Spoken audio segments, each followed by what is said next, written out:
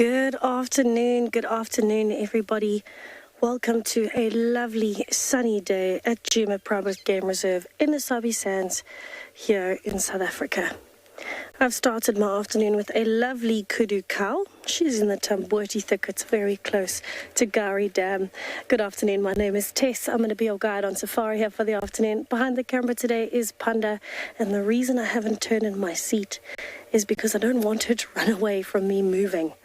She seems to be standing very still at the moment. She's enjoying the shade because it's a little warmer than this morning. But kudus are quite nervous animals. And particularly if you find a female on her own, they can tend to be quite nervous and shy. But I think she's just enjoying the shade. You can see she is looking around, listening, smelling. And I wouldn't be surprised if it's because she can possibly smell tlalamba. Somewhere in that drainage line, I'm sure tlalamba is there. Look at her ears moving. Now, it's not often we actually get a nice clear view of a kudu, especially a kudu cow on her own, so it's quite a special start to the afternoon. We would love to hear from you, though, so if you have any questions or comments, or you just want to let us know what it is you're hoping that we find, please do get hold of us. You can find us at #WildEarth on Twitter. If you're under the age of 18, pop us an email on kidsquestions@wildearth.tv, or you can register on the WildEarth website, head over to the channel page and submit your questions there. Myself, Cedric, and Chris will be out and about this afternoon, and we are looking forward to hearing from you. Hopefully, this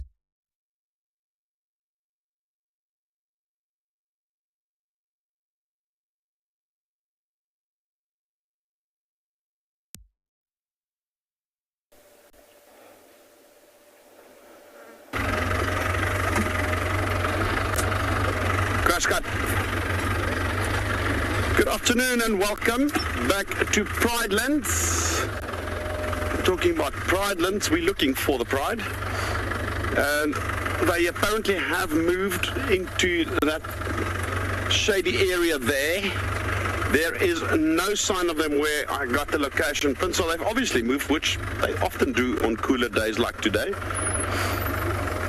And that's our plan, is to try and find them.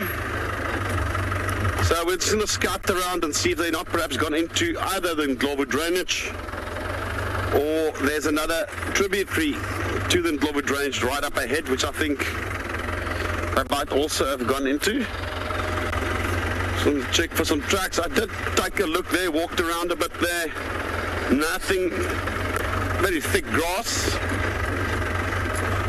Anyway, we're going to try and see if we can find them. I'm Chris, and came off today, BK Uhuru, the legend. I think I should drive in here a little bit in this drainage, see if they're not moved in here.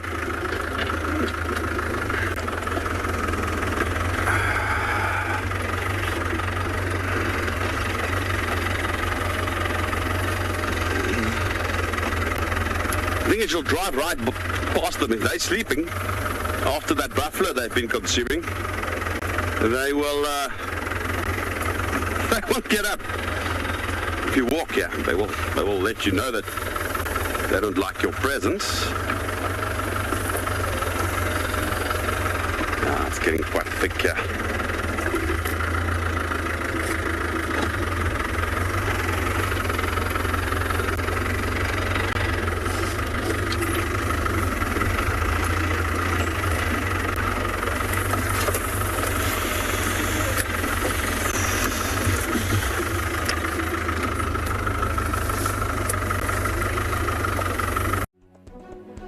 The Safari Guide of the Year 2022 is approaching us rapidly. This year, we'll be heading to Bushwise Field Guides at the Southern African Wildlife College from the 27th June till the 2nd of July. We will soon meet all our contestants who are vying for the prize of being the very best of the best, and the judges who will put them through their paces. Join me, Steve Falconbridge, as we dream it, guide it, win it. If you would like to be a part of the team that shares the wildebeest migration in Kenya live on WildEarth, then we have some great news for you. There are a few places left to join our expeditions in August and September this year. You'll be staying in an exclusive tented camp with ensuite bedrooms nestled in the riverine woodlands of the Talek River. Head over to our website to book your bucket list experience today. WildEarth Expeditions. Travel with purpose.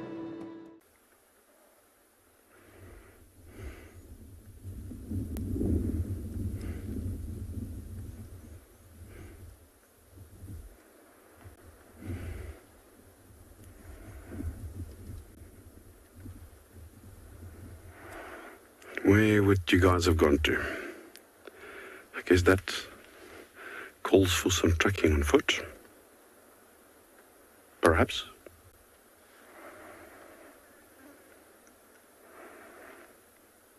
Or they might have moved closer to Leopard Dam. We didn't see any tracks around Leopard Dam though. But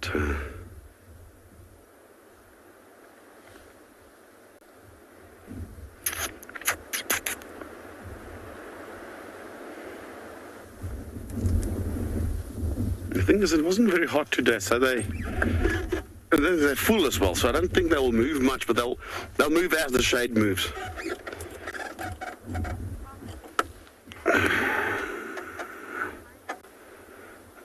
All right, Daniel, you bet I'm going to find something.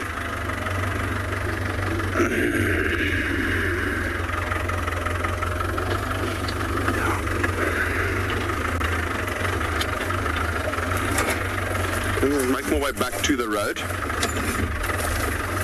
And let's just slowly drive the road itself.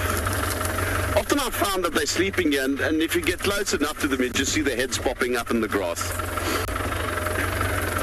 If you walk around, very different story. They make a lot more noise. Sounds like a Harley Davidson revving up. A motorbike. Scary. See, from a vehicle, there's no way I can see any tracks. I'll have to get out and scan this area on foot. Looks like they might have actually gone through here. So yeah, we will do that in a moment. So I get back to the road first.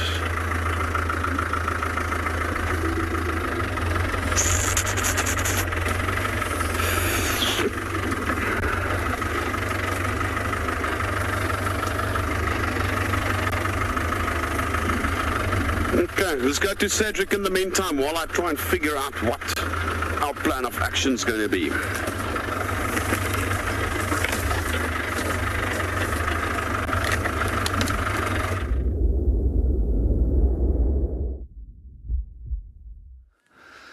Yes, good afternoon, everybody. I am sitting here on Quarantine Open area at the moment with this beautiful sunny afternoon here at Djuma Private Game Reserve in the world-renowned Sabi Sands, South Africa. Good afternoon, everybody. My name is Cedric Dold, and behind the camera we've got Gert on Rusty this afternoon. And welcome to all the viewers. Hopefully we can show you some exciting stuff this afternoon. I'm hoping that we can get to see little interesting things as well. So please stay tuned, keep watching, and I'm holding thumbs that we can get some rosettes, some tawny cats, maybe wild dogs, definitely the Hyena Den. I think Tess is going to also follow up on the Hyena Den this afternoon. And yes, I'm going to head down towards Twin Dam Road so long. I'm going to go along the western bank of the Molawati. And I think Tess is going to do central towards Nyala South. I'm going to try and scratch around the area for Tlalamba this afternoon. I know she has been hanging around that area. And we're hoping that we can bump into her or find her tracks. And yes. But while we're talking about that, let's get going for the afternoon drive. And please don't forget to send your suggestions in so we can at least see if we can live up your suggestions. Sarah, good afternoon. Thank you for joining us on our sunset safari here at WildEarth. Definitely, I'm also excited. It is such a beautiful day. It was very cold this morning. It started off quite nippy. You know, when I know it's so cold, it's like it feels like sometimes your skin goes dry.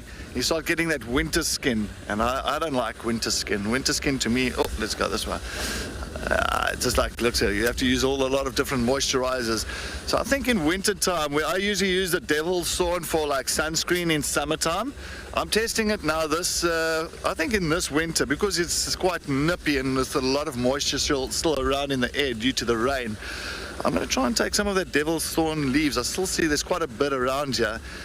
Usually at this time of the year there's nothing, and I'm going to kind of make that jelly substance out of it. And I'm going to start putting it on my skin. And I want to see how it works without using normal moisturizer. So in other words, any creams or anything like that, I'm going to use natural ways. So I'm definitely during this drive, very early on while it's still nice and sunny, if I do see anything, any of that devil's thorn lying around, I'm definitely going to stop and pick some up and try it out. In that tree are two carcasses. There's a duiker carcass and a waterbuck. Well, it's not as graceful as... He's a bit hesitant because, well, climbing a tree is not the easiest, but he will get up there eventually. So let's see. There he goes. And look at the power in that. That is a massive 500-pound cat that has just climbed the marula tree and is up in there. How cool is this? I don't know how he's going to do it, but let's see.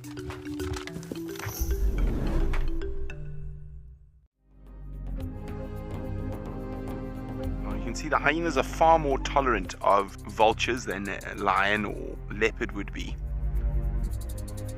Occasionally a hyena will bite sort of a couple of tail feathers out of the back of a vulture, but I've never actually seen them, even once they've caught one, actually kill it.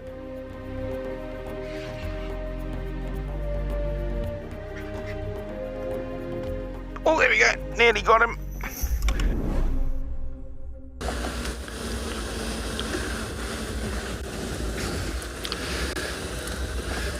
But I know, definitely once that sun sets tonight, that temperature is gonna drop dramatically. I can just feel it.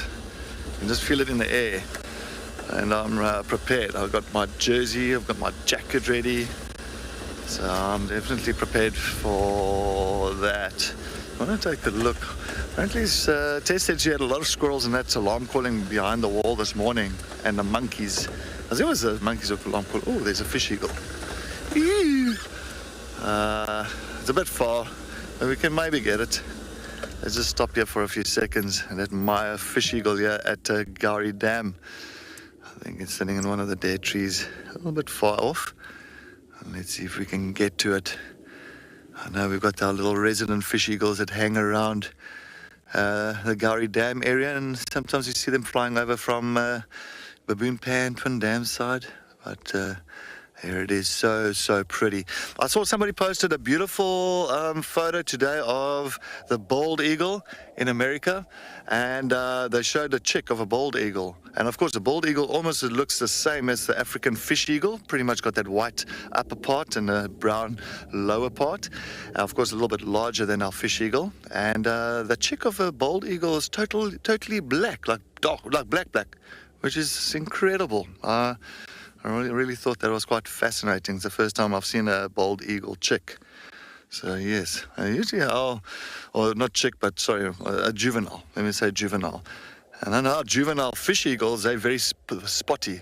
Sorry, we've got like a jet again flying above us. It's definitely a jet. I can't see it, it's so far. Oh, there, no, that's a vulture. Sorry, yeah, vulture's very high there. Hopefully it's not the vulture that's making that noise. But there is a jet here somewhere, quite loud. But yeah, our African fish eagle, juvenile fish eagles, they're very speckled. Randy, good afternoon. Thank you for joining us here on our sunset safari at WildEarth. Randy, yes, the African fish eagle is stunning. It's such an iconic bird for Africa, and also the noise. Ah, there it is. Sorry, I was just pointing. I just see the jet. I don't know why, but it's very high. I think there must be like an Air Force base situated far outside. Yeah, I think maybe they're doing some practice runs or something. I'm not too sure. Interesting. But yes, they are stunning. And especially the call of the African fish eagle. It is also that real iconic call. That beautiful, beautiful noise. Hyena and hippo walking side by side. Terror etched on the expression of little hippo.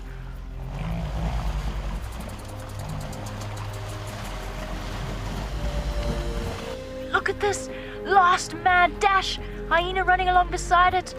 Baby hippo, jaws gaping. It's gonna make it. It's gonna make it. It did it. The baby hippo against all odds. If you are a Wild Earth explorer, we have exciting news for you. The winner of this month's prize giveaway will win a hamper full of Explorer merchandise. Like this fantastic t-shirt that comes in plenty of great colors, a very useful tote bag, or even a cap. For those in the southern hemisphere that's heading into winter, a sweatshirt to keep you warm. Head over to the Wild Earth Explorers page. Sign up to be a Wild Earth Explorer and you could win all of these goodies. Wild Earth, it's in your nature.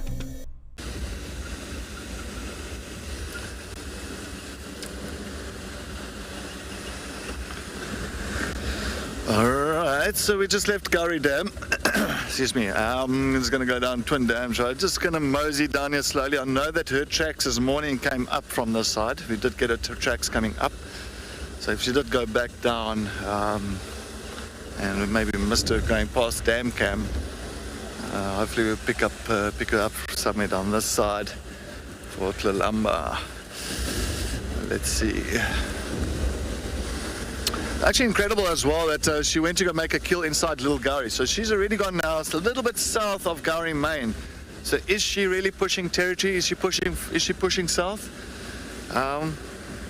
That should I think time will tell. But it looks like she wants to push a little bit further south. And I guess we'll have to see. But while we continue down Twin Dams Road, let's head over to Tess and see how her safari is going.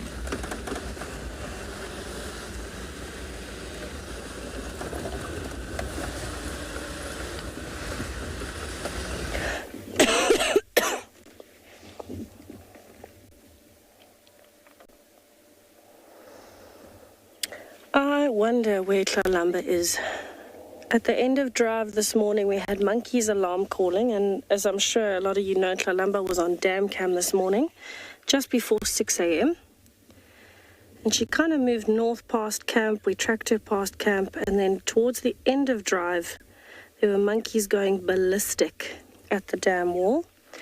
So I went to have a look, and unfortunately we couldn't see anything, but it's so wet down there that it's quite tough. We don't want to off-road unnecessarily. We don't want to cause any damage in wet areas. So we ended up having to leave because we didn't want to push any further than how far we had gone following those alarm calls.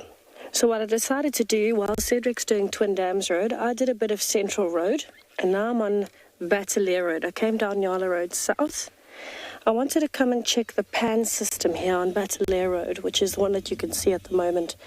Now, if you remember a while back, we had the cubs here for quite a while, and this seems to be one of their favorite spots. And of course, it might not be because of the water. It could be because of how thick it is here. Because remember, there's water almost everywhere now, thanks to the very unseasonal rain that we've had. But I thought it was worth checking. And with these cubs, we know the trick is when you drive past the first time, they don't like to come out. But when you drive past the second time, or if you sit and wait patiently, they often come out. So we decided to just sit here for a few minutes and see if anything comes out. I know Penguin Beach had a fantastic day on birding today, and so we've been doing a little bit for ourselves with that fish eagle of Cedric's, but also just listening to all of the bird calls here next to the Mulawati drainage line at the pan system. So while we sit and scan, let's have a listen, because you never know what you'll hear. Other than the bird calls, we might hear a number of exciting things.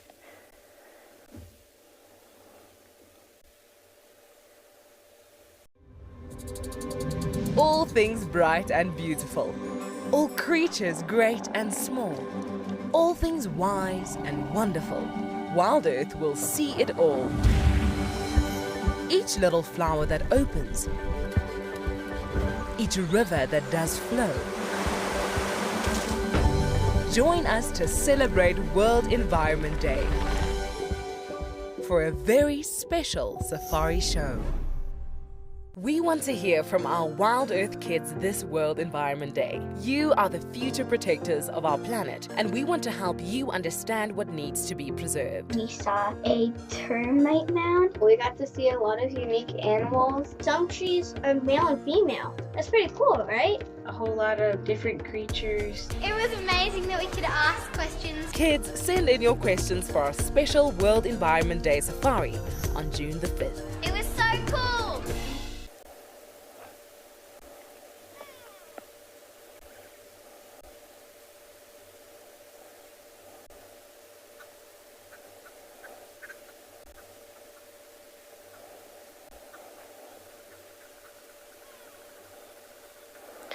Now, sitting here, I can hear woodpeckers tapping away. I can hear green wood hoopoes, Birchall starlings, Cape glossy starlings, grey go-away birds.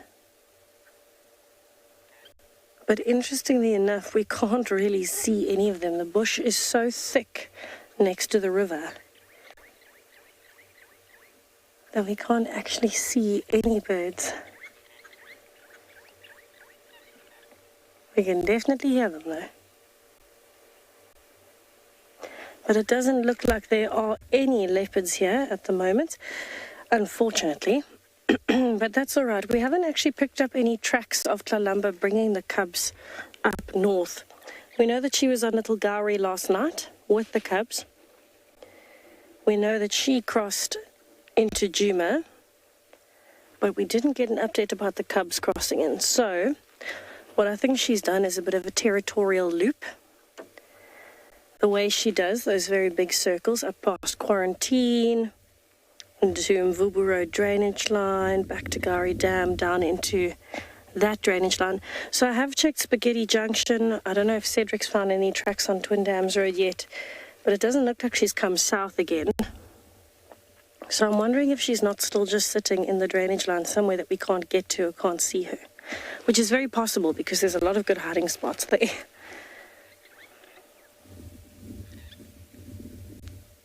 But we will see how it goes. My plan for the afternoon, I'm going to leave the Pan system and go back across to Pangolin Track. I want to find some rosettes, like Cedric says. There's nothing like a little bit of rosette therapy. It always helps. And I'm hoping that we find some, but I also want to find some elephants, and I want to see if we can catch up a little bit with the Djuma clan. See if we can find a variety of spots this afternoon. Actually wouldn't mind a giraffe sighting as well. I haven't seen a giraffe in ages. Well, it feels like it. We saw one 2 days ago, but still. Nothing like a good giraffe sighting. And myself and Panda have already layered up for the afternoon. We're both wearing multiple layers because in the shade it is freezing. And with the breeze of us moving, it makes it very cold as well. So we'll see how it goes. But luckily we are prepared today. It sounds like Chris is still on a mission looking for his lines. So let's head over there and see how his search is going while we continue looking for Tlalamba.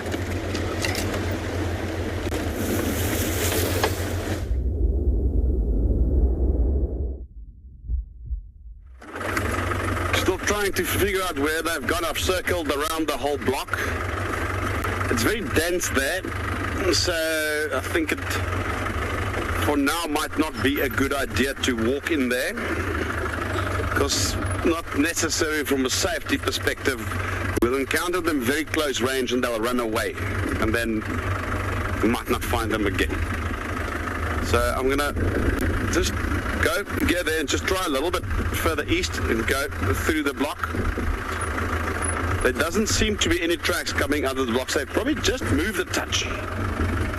Just make 100% certain that they're not crossed over onto the Ndlovu drainage.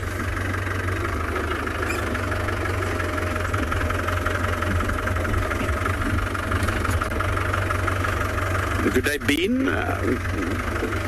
Do lions often travel far for their territory? Yes. The brighter lions, the territory sizes varies according to area. Yeah, and the greater Kruger, it could be 10, 12, 20, 30,000 hectares per pride. The coalitions of males often bigger than that.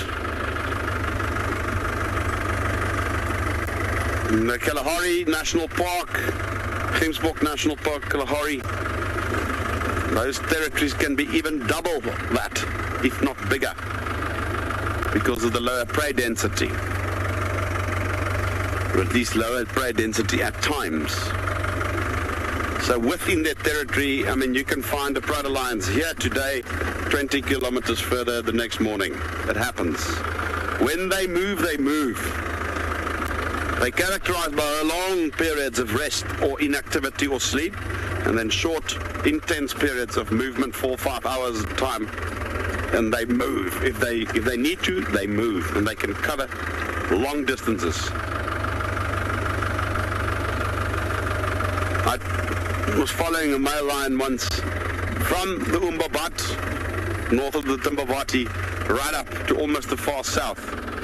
It must have been 15 or 18 kilometers that lion has walked from where we first. As our global WildEarth family grows, we know that many of you struggle to get your questions answered during the live safari. Going forward, we will be holding AMAs for our WildEarth explorers on a regular basis. The first is with our resident leopard whisperer, Tristan Dix. Join me for an AMA on the 8th of June, straight after the Sunset Safari. This will be your chance to ask me anything you like. All you have to do is sign up to be an explorer, and you can meet me here on Djuma with your questions ready. To celebrate World Oceans Day and create awareness for the role that the oceans play in everyday life, WildEarth has some brand new Dive Live merchandise in our shop. T-shirts, sweatshirts, bags and even caps. So take the plunge, head over to our shop and see what you can find. WildEarth, it's in your nature.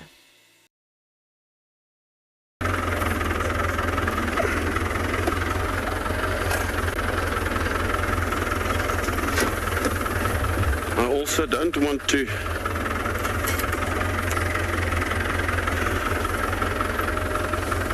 have that same thing that happened to Steve. As soon as I climb out here, they pop up. Okay, so location pin was here. It's just too much grass.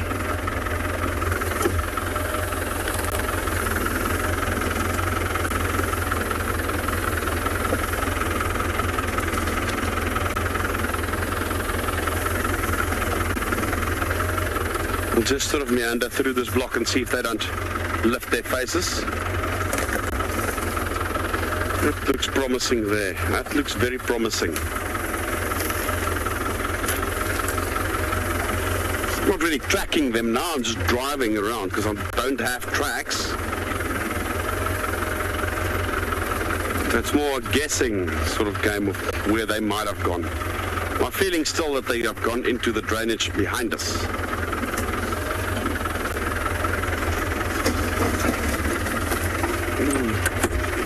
It's getting too thick. I'll have to take another route.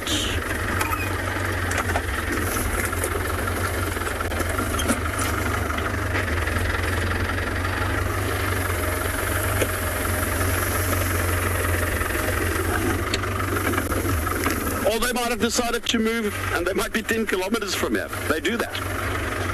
You never know. It's the beauty of it all. We'll check that tree line over there.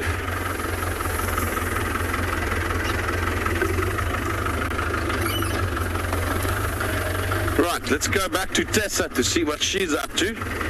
I believe she's also searching for a few things while we try and find these lions.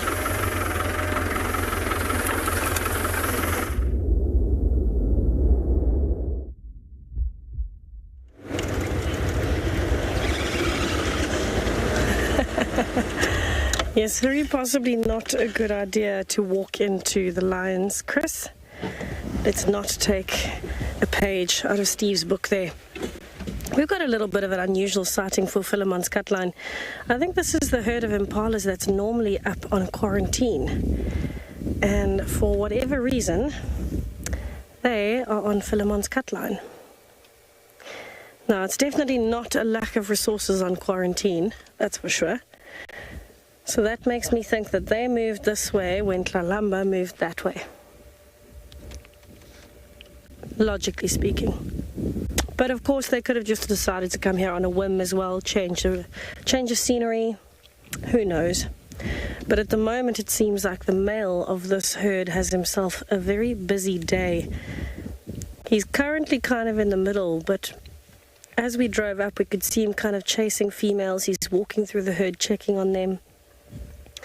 And that makes a lot of sense because we're now at the end of the rutting season, and just behind us, which you can't see, there are two bachelor impala males. And I think he's trying to keep his ladies far away from them. Now remember, all of these females that you can see, it's quite a large herd, will go into estrus at more or less the same time. There might be one or two outliers that don't, but they'll all usually be in estrus at the same time. And that is why the rut happens. That's why there's so much fighting specifically in May, because that's when the females are coming into estrus. Because an impala is pregnant for around 6 months, they give birth towards our spring/summer, so normally somewhere around November, December. So they've got to start mating now that it's June. They've got to be pregnant already.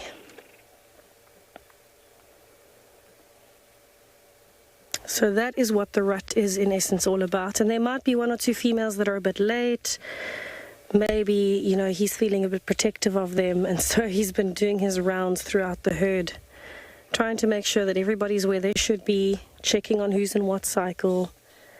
And he can tell all of this just from smelling their pheromones. So for example, testing their urine.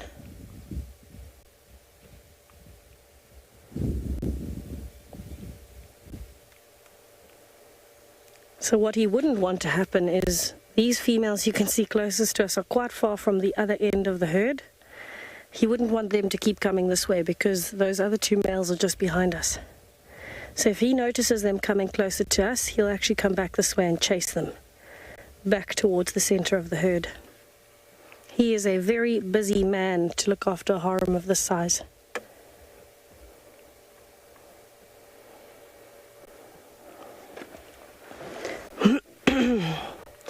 And to me, impalas are probably the most underappreciated and underrated antelope that you can find in the world. There are so many of them that people kind of just drive past them. I mean, I've done it a good few times.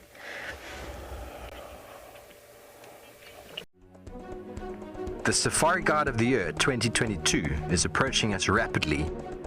This year, we'll be heading to bushwise field guides at the Southern African Wildlife College from the 27th June till the 2nd of July. We will soon meet all our contestants who are vying for the prize of being the very best of the best, and the judges who will put them through their paces. Join me, Steve Falconbridge, as we dream it, guide it, win it. If you would like to be a part of the team that shares the wildebeest migration in Kenya live on WildEarth, then we have some great news for you. There are a few places left to join our expeditions in August and September this year. You'll be staying in an exclusive tented camp with ensuite bedrooms nestled in the riverine woodlands of the Talek River. Head over to our website to book your bucket list experience today. WildEarth Expeditions. Travel with purpose.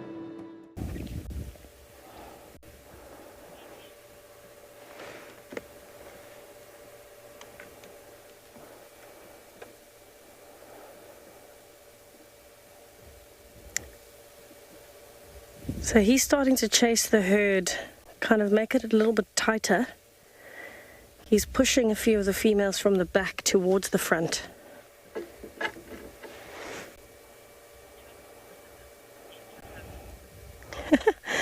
Nature hugger, for a male like this, keeping track of every single female is going to be very tough. But the usual ways that impalas will keep track of each other, mothers and lambs have a very strong bond. So usually they'll keep track of each other just based on scent and staying very close together physically. But in a harem of this size, they'll have to kind of keep in contact using body language more than anything. That would be the main method of communication. So looking for each other's ears and flicking tails would help them see where all of the other impalas are.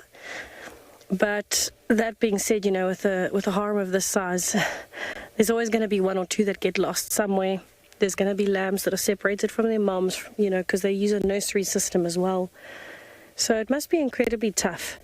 They can smell each other, so if they do lose the herd, they can smell where the others are. They can hopefully hear them. They should see them from a distance, and they can use those methods to find each other again. But it's not as though they can just pop each other a message like we can, unfortunately, drop a pin, like Chris says, to tell them where they all are.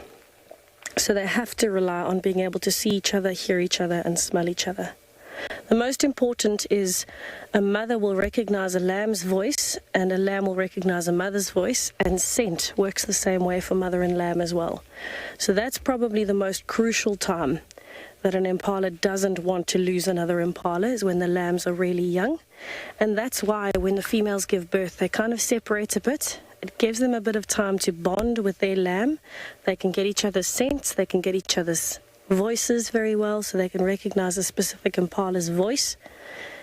And so that's the scent and the voice that they will look out for or listen for or smell for, would be that particular bond that they have from birth.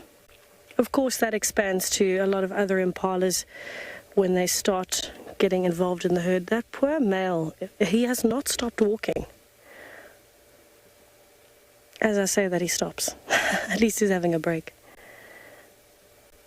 But for him to keep track of this many females is incredibly tough. So he's kind of walking around, sniffing the different females, repositioning them. But it would be very easy for a female to slip away while he's distracted with another female or the other side of the harem. A female could easily slip away. An imposter male could easily come in if a female's towards the outskirts of the harem. But he's almost patrolling. He's got his security guard cap on today, and he's just patrolling, checking. Look how he's just pushing the females out the way, pushing a few back towards the middle. So the ones that he wants to make sure don't slip away at this point are the ones that might not have come into estrus yet. He wants to make sure that they stay right in the middle where he can keep an eye on them. Because if they're at the outskirts, other males will be able to smell that they're coming into estrus still, that they haven't yet been mated with. He's going to chase her back. Just a little bit of a pushing presence. But he'll want to keep them close by so that males can't easily sneak in while he's distracted.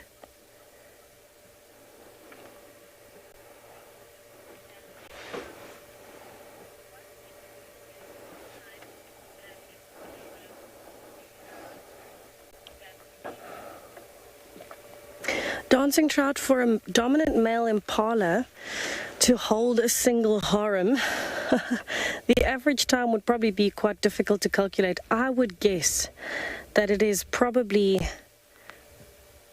around a year. Not because he's not capable, but because the number of impalas is massive and the rut happens every year.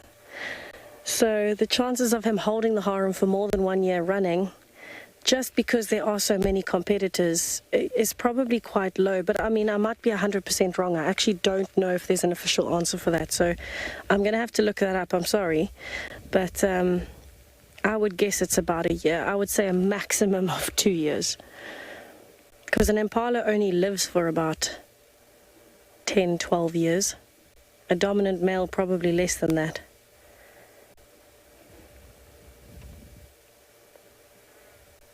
There's just so many males that it would go through the rotations of dominance, you know. But I mean, if you think about it, they're all fighting for this position of being the lucky male that has to mate with all of these females. That has to be done in about a 3 to 4 day window. So it's a very short window where all the females come into estrus. But the unlucky male that has that job also has to defend them from all the other males, and that's really not an easy thing to do. So it's quite a tough job to be a dominant male impala.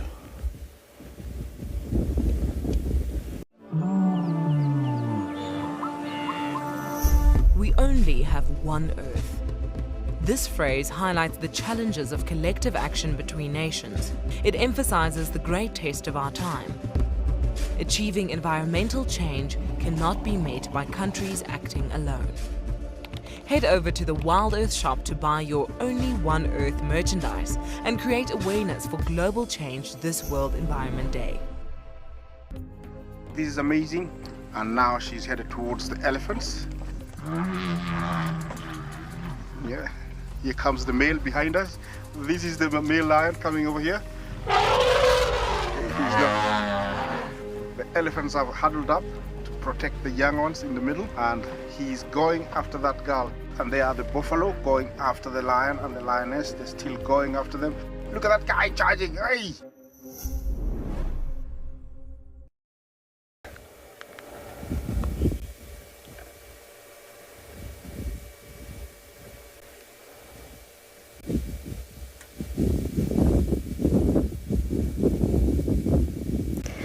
Now you can tell that it's cooling down quite rapidly because we've got 1, 2, 3, 4, 5, 6, 7, 8, 9, 10. I can see at least 11 ewes that are lying in full sunlight.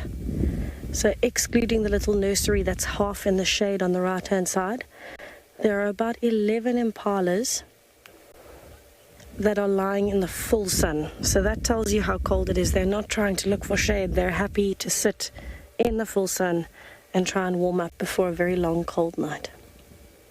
But anyway, I'm going to move on to the Hyena Den and see if there's any activity there, and send you over to Cedric to see what he is up to going down towards Twin Dams.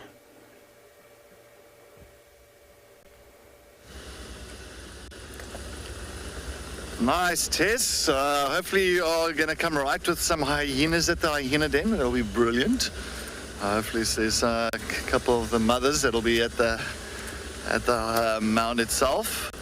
I'm talking about impala rams holding a harem.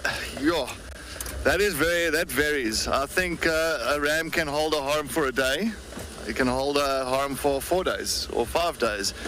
I think it all depends on the pressure is being put under by other males as well, other bachelor herds. Maybe is fortunate enough to have a harem in an area where not much challenges will come across, or you won't come across many challenges, and so you might hold a harem then for longer. So I think it also depends on area, it depends on the pressure of other males. So I don't think there is really a set time for one male holding a harem. I think if you look at the bigger picture, I think it's it could vary quite a bit.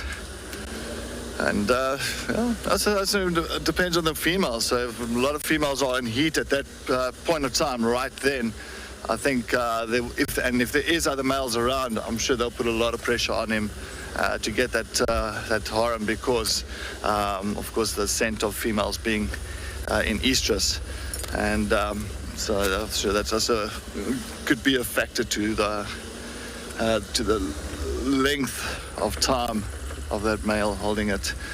But on top of that, let's continue with the Leadwood Road. I'm going towards Chilakatlan. I'm going to try and see.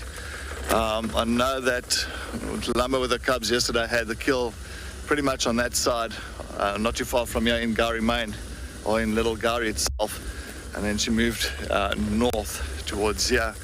And then, of course, she went towards Gowrie Dam. So I don't know where she left the cubs. It's difficult to say. I haven't seen many tracks of all the cubs around this side yet. But she could have used Chilakatlan. She could have used Torchwood as well.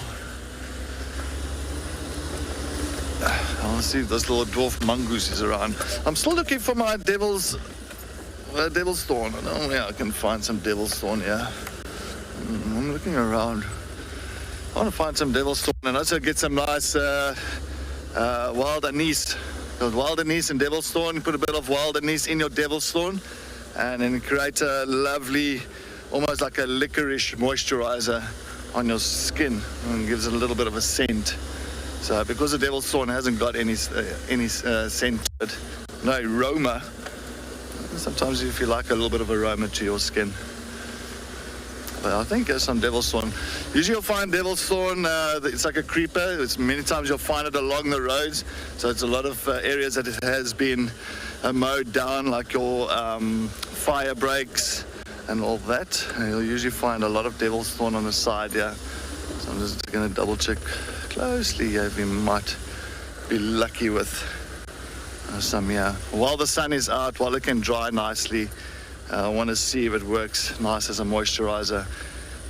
In theory it should, because I know when it's summertime it always feels good in summertime.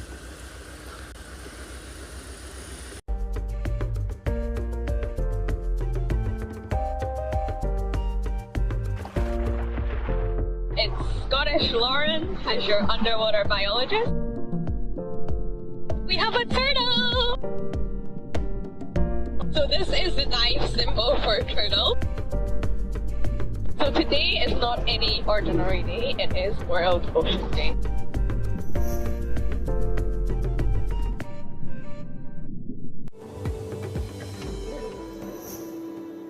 Hello everyone from sunny Namibia. My name is Cameron Pierce and this year I'll be representing Ongava Game Reserve at the Safari Guide of the Year 2022 edition. You know, a lot of people have asked me what it would be like to win the competition, and it would obviously be an incredible privilege, but even just to be selected as one of the 5 finalists is an honor that I never expected, and special to be a part of it for this year.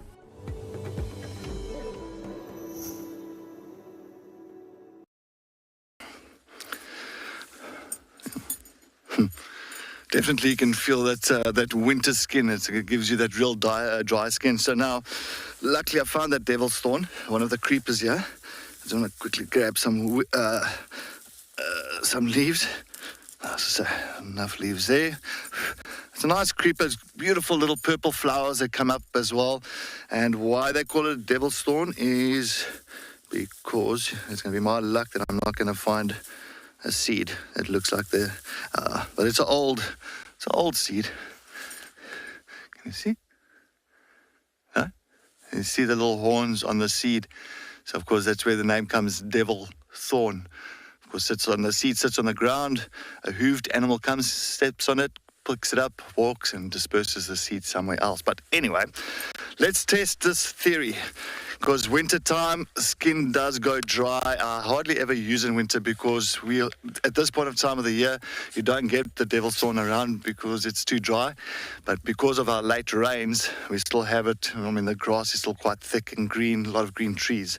So I'm going to put a little bit of water with the leaves, just like that.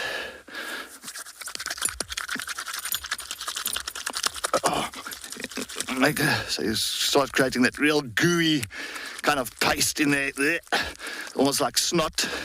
And then of course what you do is you smear it on here. So because as I said, my skin is very dry because of this winter chill at the moment. So it doesn't leave any aroma or fragrance, residue. I don't want to see how much it works. Okay, there we go. All right. And then I actually wanted to use some wild anise, so aniseed. It's very much that licorice, like a little licorice spicy seed that you get around here. A lovely, lovely little seed. And you add it to here and you actually get like a licorice aroma. But anyway, let's see. Let's take a give and take half an hour and let's see where it takes me. I'm doing it really thorough, so I'm making sure that this is going to get into the skin. And of course, you can use this as shampoo if you want to. You can use it for your clothes. So if you've got clothes that's dirty, get it into where you kind of mend your clothes. Put a whole lot of leaves in there with your dirty clothes and then just mend. Apparently, you can wash your clothes with these leaves. And I said summertime, I use it as sunscreen. So that's why it's going to be quite interesting for winter to see if it's going to work as moisturizer or as like just a skin treatment for dry skin. All right. Pat, I appreciate your water. Don't worry, I didn't put any leaves in there. Should be fine.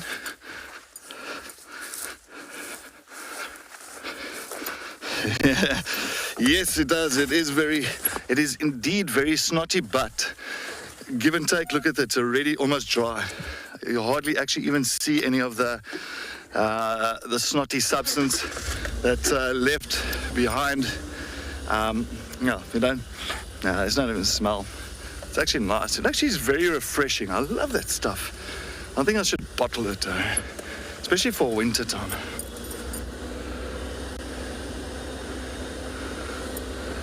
Sansa, what plants can we use for air conditioners? Sansa? Air conditioner. Air conditioner. Air conditioner. Sorry, hair. Sansa for hair conditioner. Yo. I don't know, but I know that you can use this. Apparently, this is good. The devil's thorn is a very good leaf for your hair as well. I don't know which other ones. I can't say another plant or another tree, but I know devil's thorn will be the best. I'll actually I'll test that theory out as well. I think I'm going to try it in my hair. Maybe, thanks Sansa, actually that gives me an idea, because now I've done winter, I've done it for the sunscreen. Summer, yeah, for the sunscreen. Winter, now I've done it for the moisturizer. I'm testing that out as we talk. And then I think I should grab a couple of leaves and take it back. And I'll definitely use it in my hair. And if it's not tonight, I'll let you know very soon. But I'm definitely going to try that theory out. I want to see how it works. And even Gert, he's got a nice big beard. So maybe going to give some to Gert, see if he can use it and mend it in his beard. And yes, let's see how it works. Maybe it might be the answer to many shampoo companies. That's what I say. Maybe we should bottle it. Maybe it's a good idea. Good idea. Yes.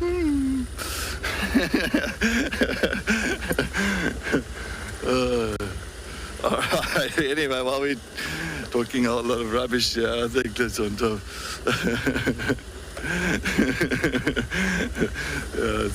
But we will keep you updated on that one, definitely, because it's also going to be quite interesting. Because the thing is, you know what, we talk about it all the time. So why don't we rather, do what we say? You know what I mean? Rather just do that instead of say, and then I can tell you more about it. So yes, indeed.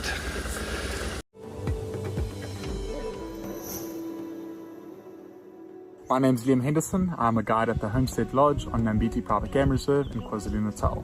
I think Safari Guide of the Year is a great competition to be a part of.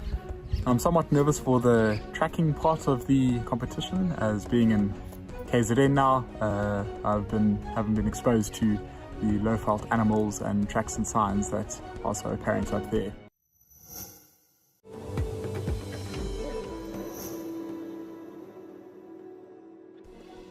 My name is Nico Brits. I am originally from Cape Town. I worked in the Eastern Cape for about 9 years before I started working at Bushwise Field Guides in the Lowveld, close to Makalali Private Game Reserve. So I'm hoping that by doing this could inspire the younger or newer guides coming into the industry to do the same.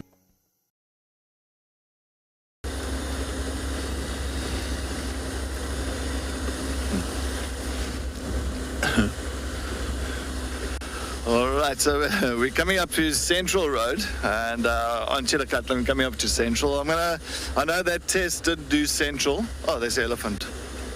Alright, at a greenthorn. Yay! Hello!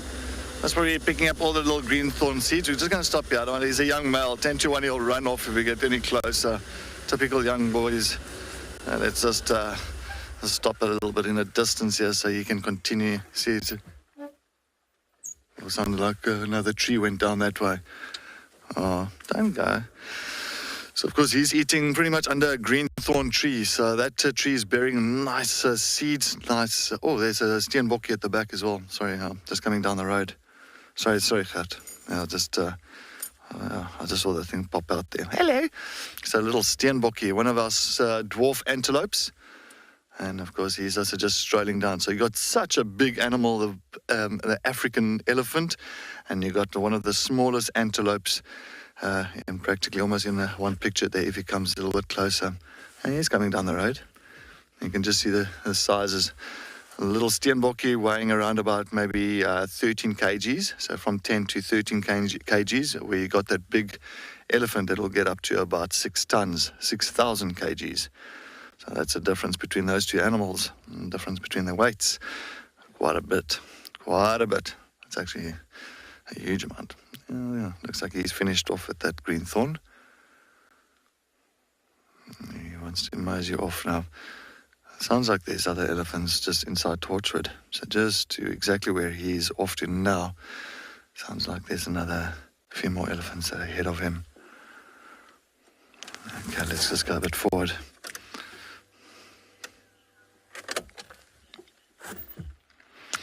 Anyway, while we continue up Cheetah Cut Line, let's head over to Tess and to see how her search is going.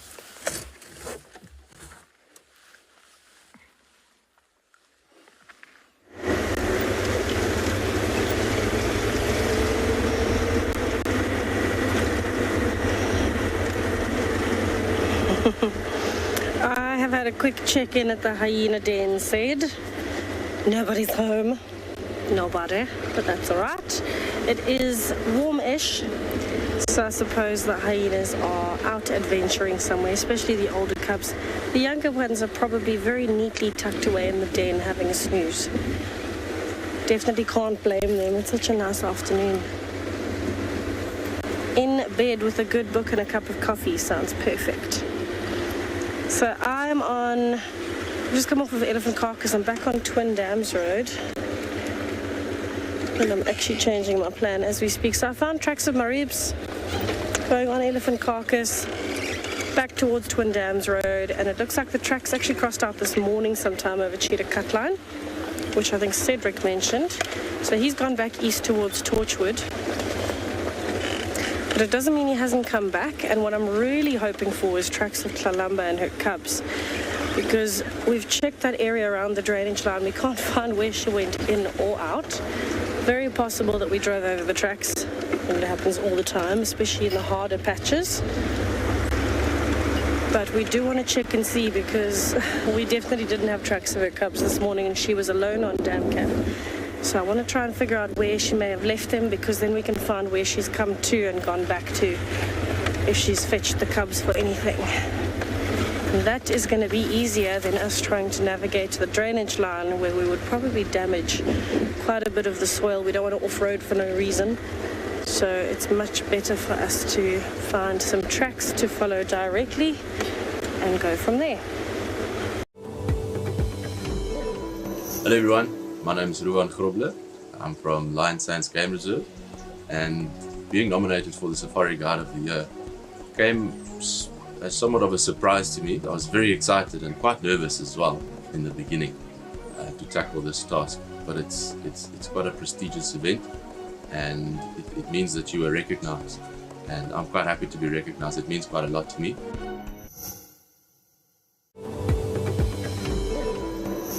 My name is Solomon Robu. I am working at Singita Kruger National Park. I am very excited today to be one of the guys that have been nominated or selected to participate in the Safari Guide of the Year. I'm an activator. I like studying something, motivating others to become better. I am positive. I like to focus on the positive sides of the situation.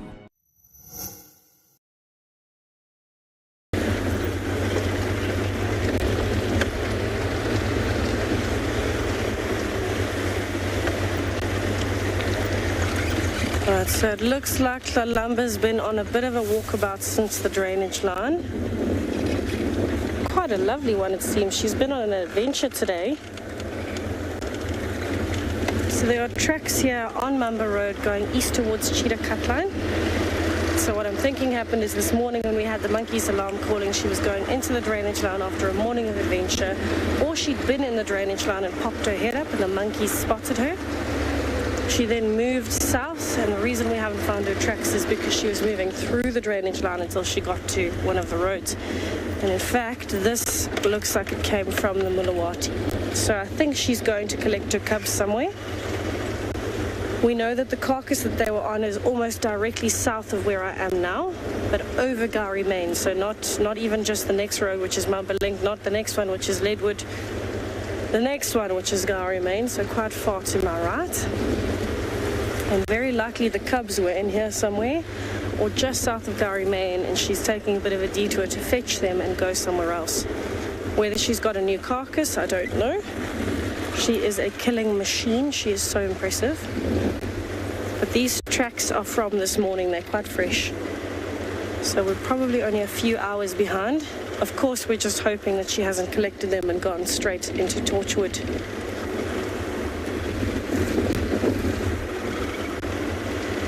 So I'm very happy that we didn't do any untoward window bashing looking for her in that drainage line.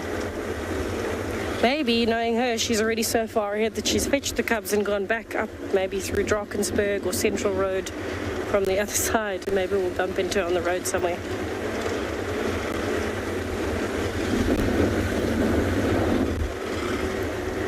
Would be wonderful.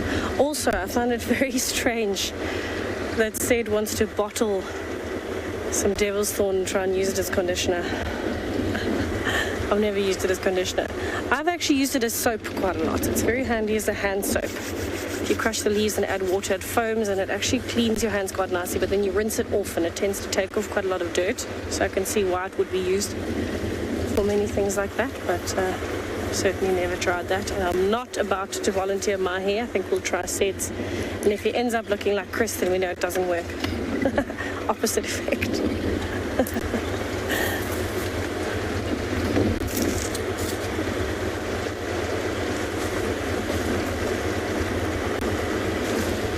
Billy, yes, Tlalamba's Cub Tracks. Cub's tracks have grown a lot. They have got such big paws, and they've had big paws for a while that they had to fill, but their paws for now are still growing with them. So they have certainly increased a lot. To give you an idea,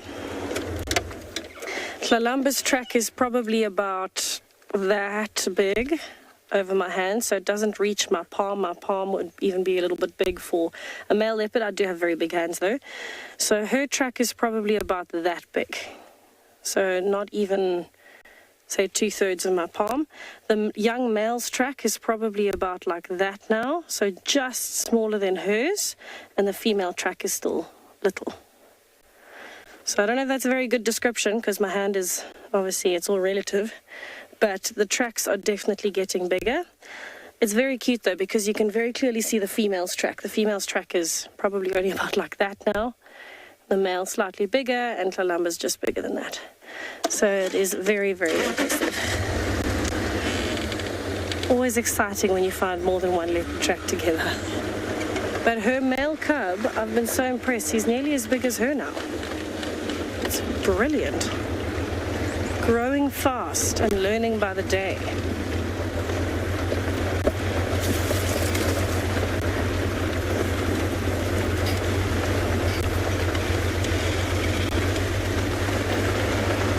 So those cubs are getting quite old, and they should be at the age now where they're making their own small kills. When I say small kills, I mean things like maybe Franklin's or a lizard here or there.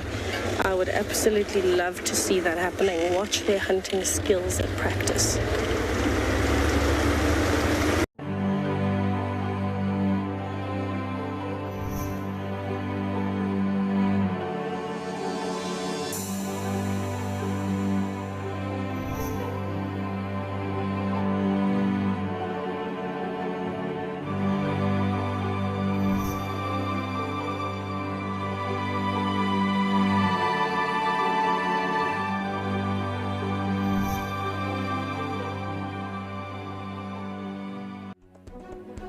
The Safari Guide of the Year 2022 is approaching us rapidly. This year, we'll be heading to Bushwise Field Guides at the Southern African Wildlife College from the 27th June till the 2nd of July. We will soon meet all our contestants who are vying for the prize of being the very best of the best, and the judges who will put them through their paces. Join me, Steve Falconbridge, as we dream it, guide it, win it.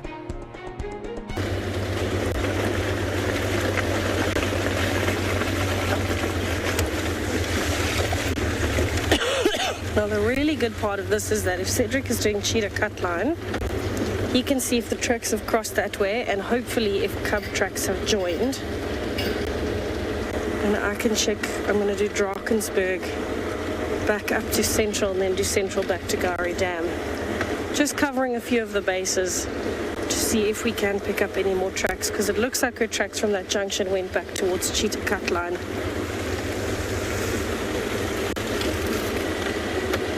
Which is not far from me at all. So let's see, maybe she's around.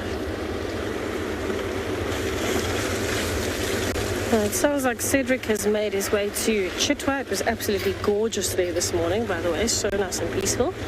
So let's head over there and have a look, see what he is looking for, and I'm going to keep looking for Kalamba.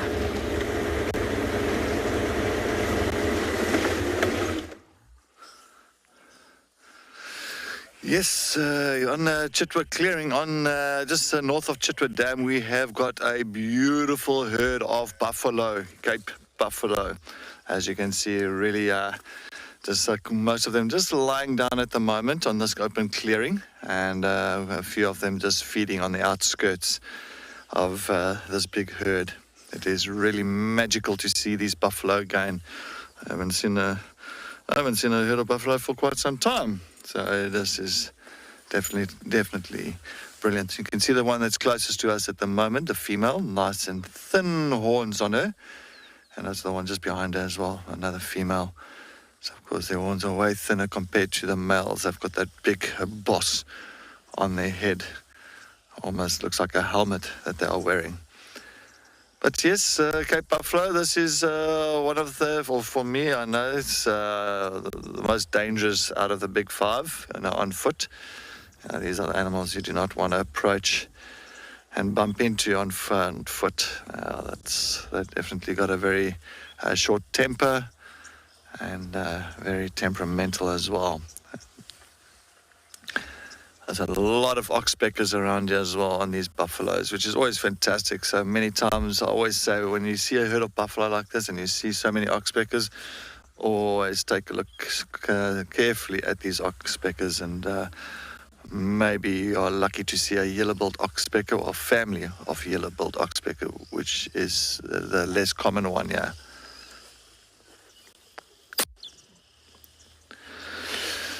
Justine, good afternoon. Can a buffalo survive living alone? That is correct, Justine. You'll find many times the old males, when they get to about 20 years old, they peel away from these big herds. And the reason for that is they do not have the energy and the stamina like the younger ones that's in these herds. And then once they peel away, yes, most of the time you'll find that they will join other males to kind of be like a bachelor herd. Just for safety in numbers, but many times you'll find they'll also be by themselves, the older ones. We call them dugger boys.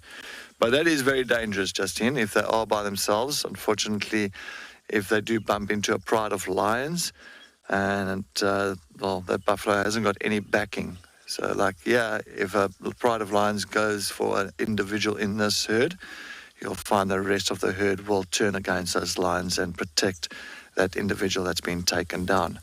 So, of course, safety is a very important thing here. You can see the nice big male lying down there. You can see his boss. He's lying, a very dark male as well.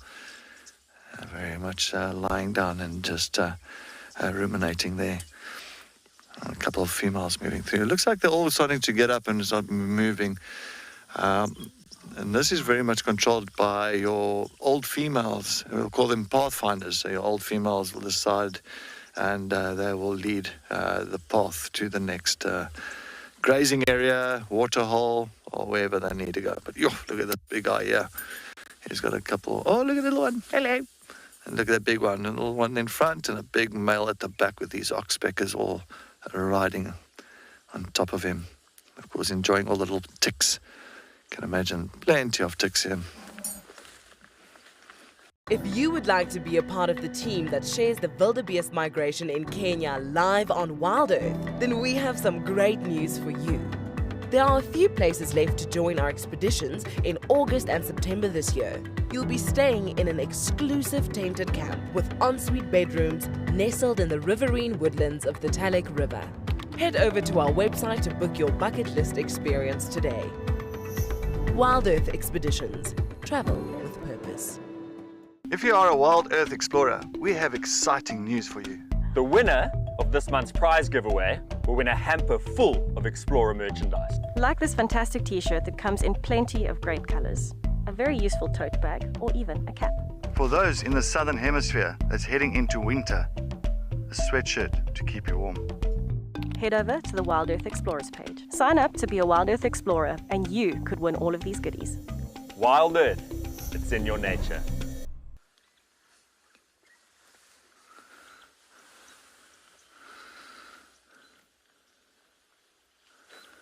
Yeah, definitely this herd of buffalo is now slowly moving to in an easterly direction. Looks like they're heading maybe towards the Molawanini area.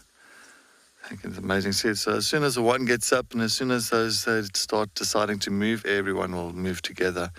But yes, sometimes you'll find the older males remaining behind. I think I might see a young one there. Maybe I just want to see inside there. Sorry.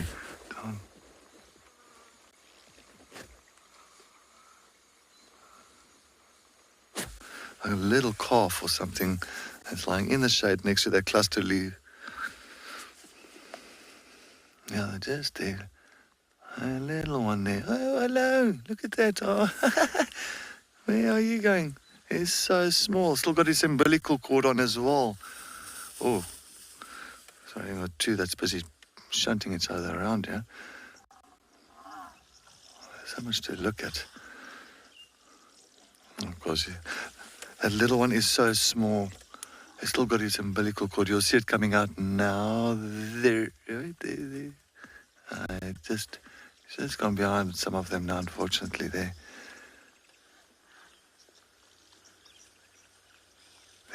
There it goes. Look at it. Oh, that is cute. It looks like maybe a day. That's why maybe they were resting, because it was left completely behind here with Mom. Maybe not even a day or two old. Very cute. Still very dark, that black color. It looks like it's almost still a little bit wet there.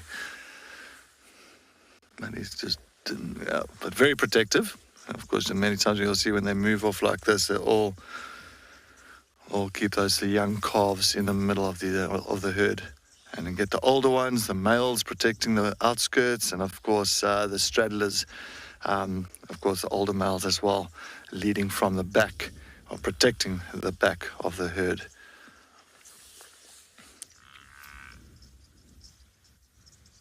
Let's listen to them.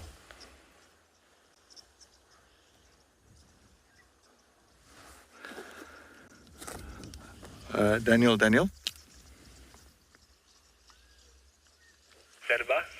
Daniel, sorry, are you making your way to this Shlaminyari? Negative, Russell. I think it's open lock. I'm sure you can go there. All right, now I just got into the lock now. I just wanted to make sure I didn't miss any comms there. Copy. Thanks, Russell. Okay, copy. No, it's Cedric here from WildEarth. Sorry, man. Like I said, Cedric, enjoy. Yeah, copy. Thanks, Daniel. All right, well, I definitely just got a new name here in the Northern Sabi Sands. My new name is Russell. Clearly.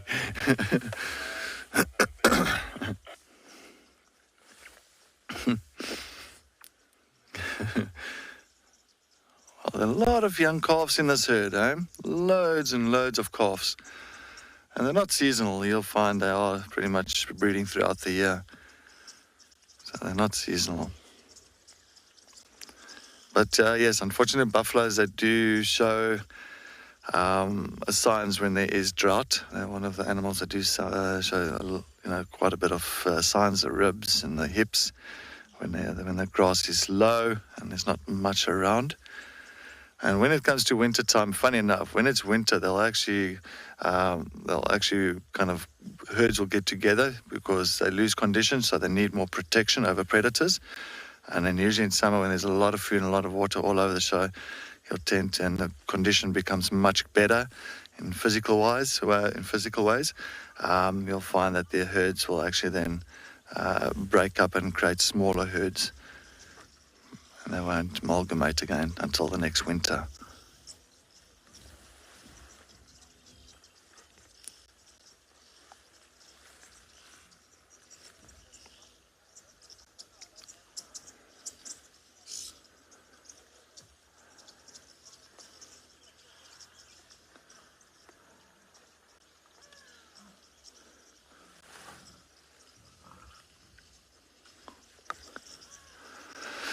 Tammy, can buffaloes and elephants coexist with feeding? Yes, so Tammy, definitely. But I've seen many times when you find buffaloes feeding and moving.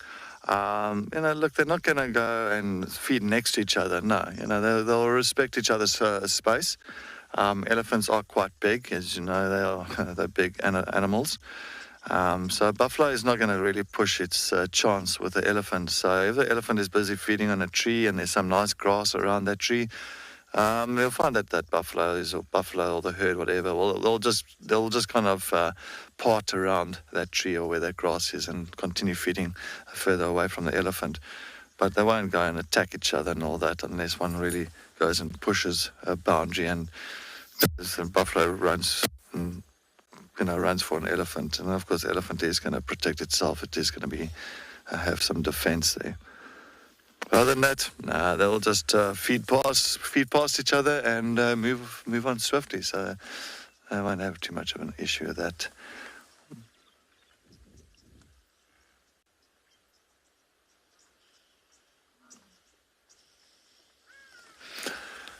How many? What do you reckon? About 300? About more, eh? 400? All right, we're going to try and see if we can get in front here while they see where they're moving to.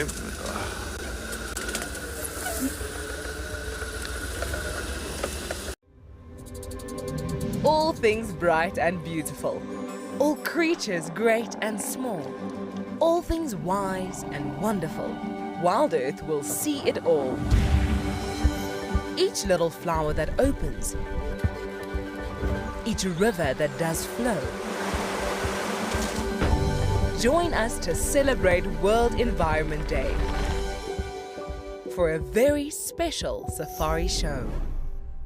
We want to hear from our WildEarth kids this World Environment Day. You are the future protectors of our planet, and we want to help you understand what needs to be preserved. We saw a termite mound. We got to see a lot of unique animals. Some trees are male and female. That's pretty cool, right? A whole lot of different creatures. It was amazing that we could ask questions. Kids, send in your questions for our special World Environment Day safari on June the 5th. It was so cool!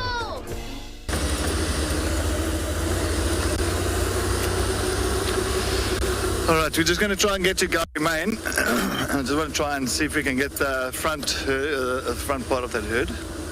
So I'm just going to quickly shoot there, not too far. All right, let's head over to Tess while we try and maneuver to Gary Main. And I think she's found some elephants.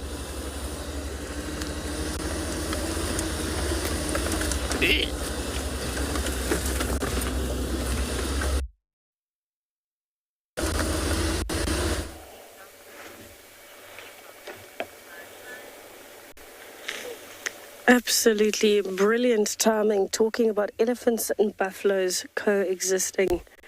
Cedric's got the buffaloes, I've got the elephants. Now all we need is the coexisting. It would be very cool to have a herd of elephants walk past a herd of buffaloes. Unfortunately, we are fairly far away from where Cedric is with those buffaloes. But we do have a herd of elephants. They're very spread out across Drakensberg, just north of Central Road. And we noticed this younger male. Now he's turned the opposite way, but he has a very clear, perfectly round hole through his right ear to the point that in this angle in the sun, he was actually, you could see a perfect shadow on his body, or a perfect patch of light where it moves through that hole. No, Chris has been talking about it, and I believe he spoke about it yesterday as well. And he was saying that the perfectly round holes in elephant ears, he wonders if they're not from elephants being tagged so that each individual can be recognized. And with something this perfectly round, I can definitely understand it. I think, though, with this young male, because it's the only one we've seen in the group, I don't think that it would be because of a tagging incident. I think it's a bit more likely that something like a thorn or a branch went through this elephant's ear. I am hoping he turns so you can see it again. But for now, it seems like just enjoying a bit of feeding in the sun. I don't want to reposition just yet because there's a female behind the car, so I've got to wait for her to move.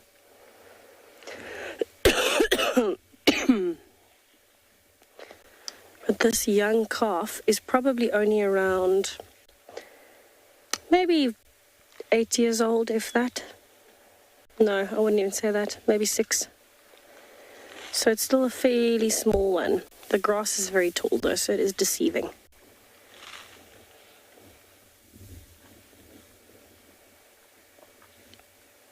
Well, the elephants really enjoy weather like this. Although it's sunny, the breeze keeps them nice and cool, just like it does for us. So it's actually a little bit more pleasant in the sun than in the shade. In the shade, it's a bit cold. For me, anyway.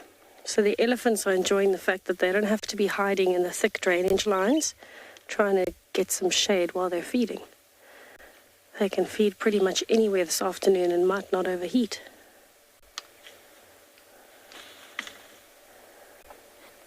I wonder if we'll get to see. There's a little patch of that hole. There we go. And you can see the sun on his skin as well as he lifts his ears. The sun coming through that hole. Unreal. I'm so happy we got to see it. And I'll see if I can reverse a little bit. The other elephant has moved, so maybe we can get a slightly better view. As our global WildEarth family grows, we know that many of you struggle to get your questions answered during the live safari. Going forward, we will be holding AMAs for our WildEarth explorers on a regular basis. The first is with our resident leopard whisperer, Tristan Dix. Join me for an AMA on the 8th of June, straight after the Sunset Safari. This will be your chance to ask me anything you like. All you have to do is sign up to be an explorer, and you can meet me here on Djuma with your questions ready.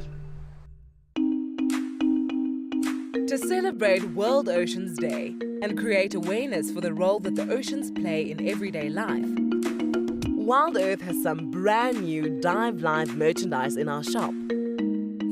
T-shirts, sweatshirts, bags and even caps. So take the plunge, head over to our shop and see what you can find. WildEarth, it's in your nature.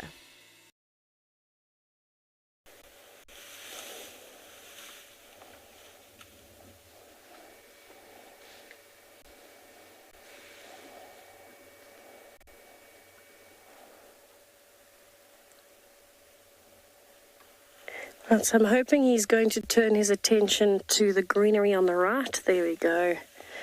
Then we'll have a better view. I found a small window in between 2 trees. You can see a bigger one at the back. But I'm hoping that this young one, there we go, starts to turn into the sun. Perfect timing. So you can see still quite small tusks, but for the size of this elephant, the tusks are actually quite big. It's deceiving because the grass is so long. I think this grass would probably, where it's standing, that grass would take me almost up to my waist. So it's very deceiving. This elephant looks a lot smaller than it is. Look at the size of the elephant behind. That elephant at the back is an adult elephant. And you can see how high the grass is on that elephant. So it shows you the kind of size difference. That is a female that's feeding at the back there.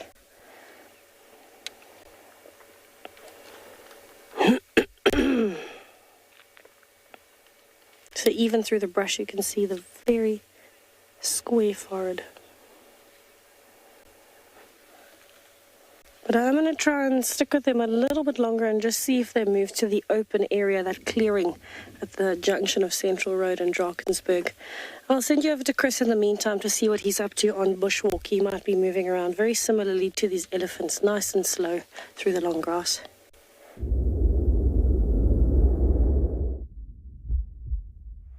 Okay, we had no joy with the car. We've driven through this block. We could have driven right past them. All right, so our only option now left is to go old school. We're going out on foot. We're going to walk through this drainage. It's dense. It's going to be a slow, systematic walk, literally yard by yard, stop, listen, look, stop, listen, look. What will probably happen is they'll hear us and they'll lift their heads. Hopefully we will see them, in which case we will stop, move back. If they're relaxed, we'll try and get them on camera. If they do move away, they'll probably just walk away. And then we'll head back to the car and then drive in. One way or the other. We're going to try that. We don't have too much time left. We've got about an hour of sun. That track that I showed you is not them from now. It's from this morning before they went in. All right, so there's a breeze going that way. That's where they were this morning, about 200 meters in here. Okay, so we want to, I'm like, the breeze is coming this way. So we're going to go up a little bit. It's a bit of a watershed here. Walk down through the drainage, zigzag it. Sort of like, see if we can't find them. Right, I'm going to ask backup to stay close to us, as close as possible. Let's go off and see if we can find them. So we're going to try and stick to the most open areas that we can.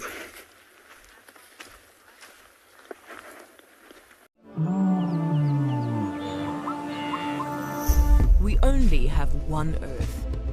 This phrase highlights the challenges of collective action between nations. It emphasizes the great test of our time. Achieving environmental change cannot be met by countries acting alone.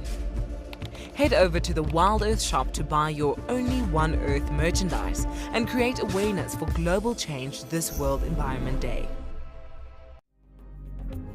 Find a way into the kill to eat, get their fill in there as well.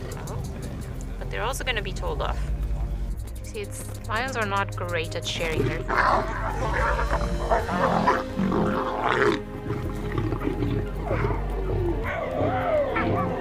Okay, guys. Let me just taking frustration out on the other lion, but you see, it was interesting.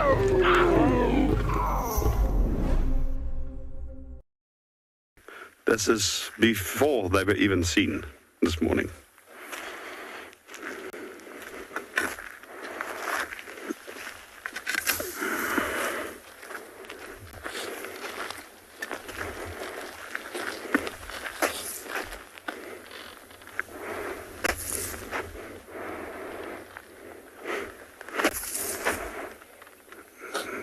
See how the wind is swelling. It goes, then it goes that way. Gonna be fun and games. I reckon we should just go around that corner, head to that, from there cut through to that knobthorn, along the drainage, go through. You'll see me often when I do this, when I'm walking on the road. You look at those thorns. Sickle bush. Give you punctures. It's always a good idea to just, good practice just to remove them whenever they're on the road. Okay, let's go.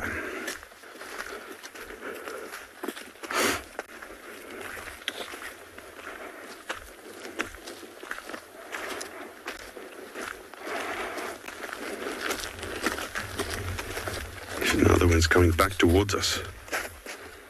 Check. Now it's moving north again. Yay! It's going to be fun.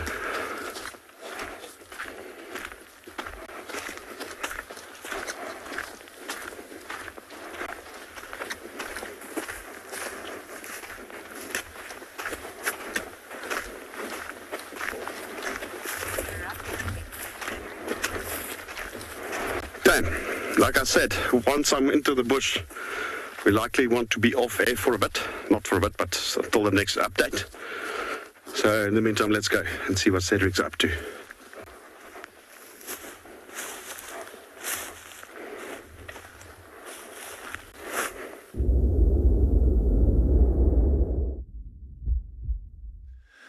It looks like yes, we've got definitely a male that's he doesn't look too happy. Typical those males, those old male bulls. You don't want to mess with them, and they give you that look. You can see just that the horns, that's pretty much quite worn out. And of course that white all around the edges of his horn, and of course around his eyes area. But it's quite a oldish male.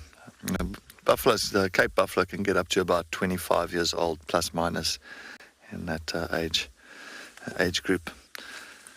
I'm doing a Fleming grimace on the one side. Just what you can see, he's doing a Fleming grimace. You can see how they roll back their lips, just like what he's doing now at the moment. He just picked up on a scent of a female. So what they do when they roll their lips back like that, we call it a Fleming grimace. And then, of course, they open the vomeronasal glands. It's like a passageway to the gland itself. And then, of course, they run that scent over that gland that sits just underneath the palate. And I'll give them exactly the status of that individual. Oh, for these males, a lot of males, there's a lot of testosterone going in here, as you can see. A lot of sizing each other up at the moment. A few big boys here. And I think might be maybe a few females that might be in heat where these guys are. Look, there's four males now that's sizing each other up here. You can see they're not happy with each other. As soon as another male approaches, you can see they are definitely in the mood to compete. And sometimes when male buffaloes do spar, when they do tussle for the females, I've seen it before where they'll actually, one will try and flip the other one over, and it becomes really intense. But there is usually a pecking order with these males.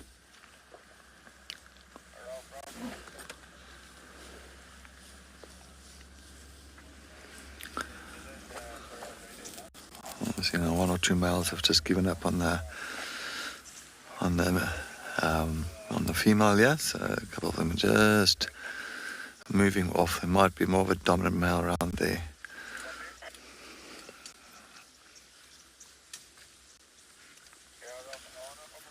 Of course, a younger male can still see his horns. He's not badly scarred and worn away. He's still got nice fresh horns coming through.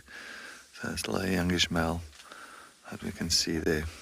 But it's a big herd. You know, I think Gert and myself counted maybe could be plus minus 350 to 400 buffaloes in this herd.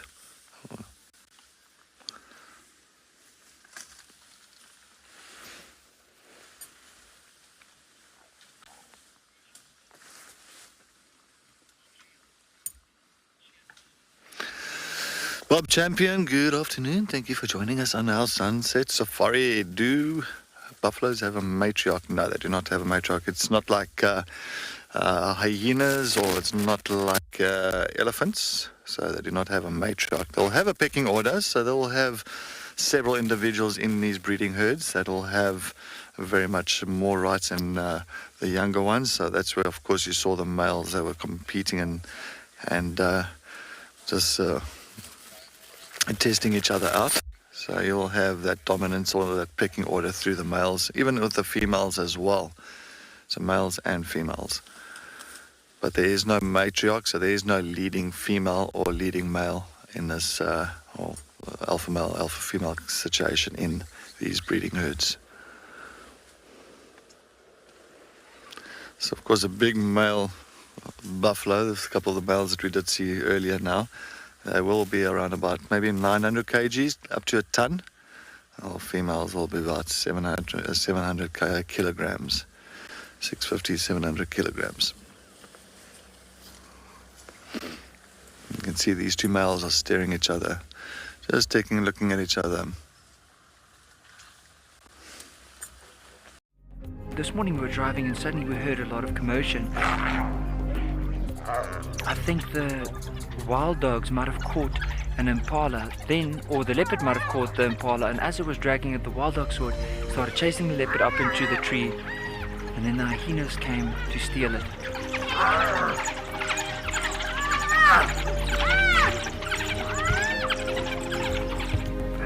incredible sighting. The Safari Guide of the Year 2022 is approaching us rapidly. This year, we'll be heading to Bushwise Field Guides at the Southern African Wildlife College from the 27th June till the 2nd of July. We will soon meet all our contestants who are vying for the prize of being the very best of the best, and the judges who will put them through their paces. Join me, Steve Falconbridge, as we dream it, guide it, win it.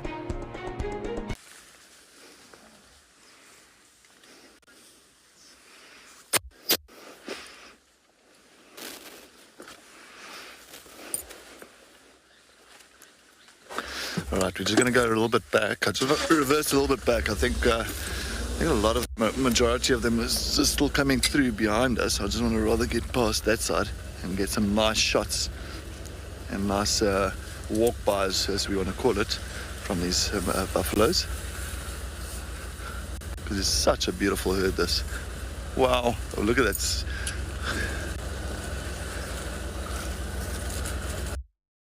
I think.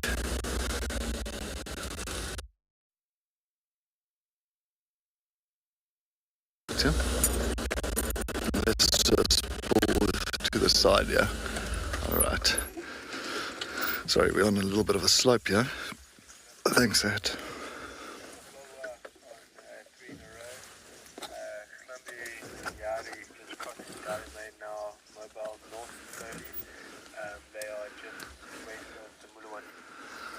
Of course, definitely these buffalo. Ooh, whoop, whoop, whoop.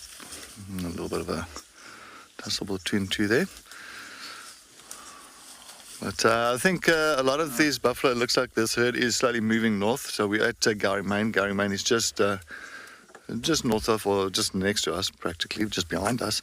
And looks like they maybe want to go into Torchwood. So good timing. I'm glad that at least we got to see some nice buffalo before they decide to cross over into Torchwood.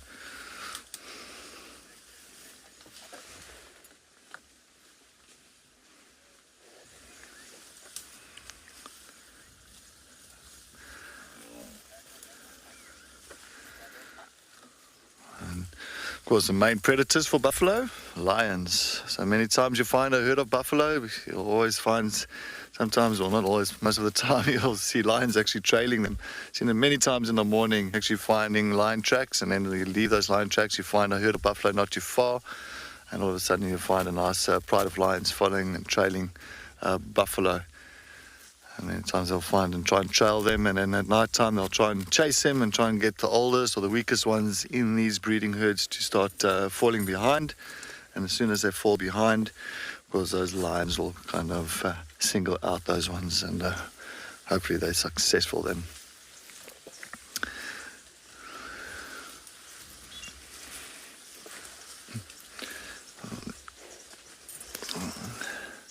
Lauren crossing the road, nice dust there. We're going to Gowrie Main now. I think let's get the dust, eh? I'm going to try something quickly, guys. They are crossing Gowrie Main. It's beautiful sun.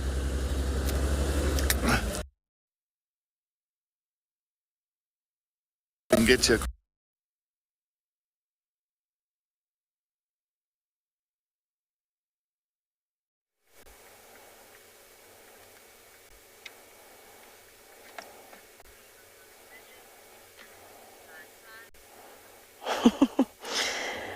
Apologies, everyone. It seems like Cedric is, I don't know, maybe somewhere difficult.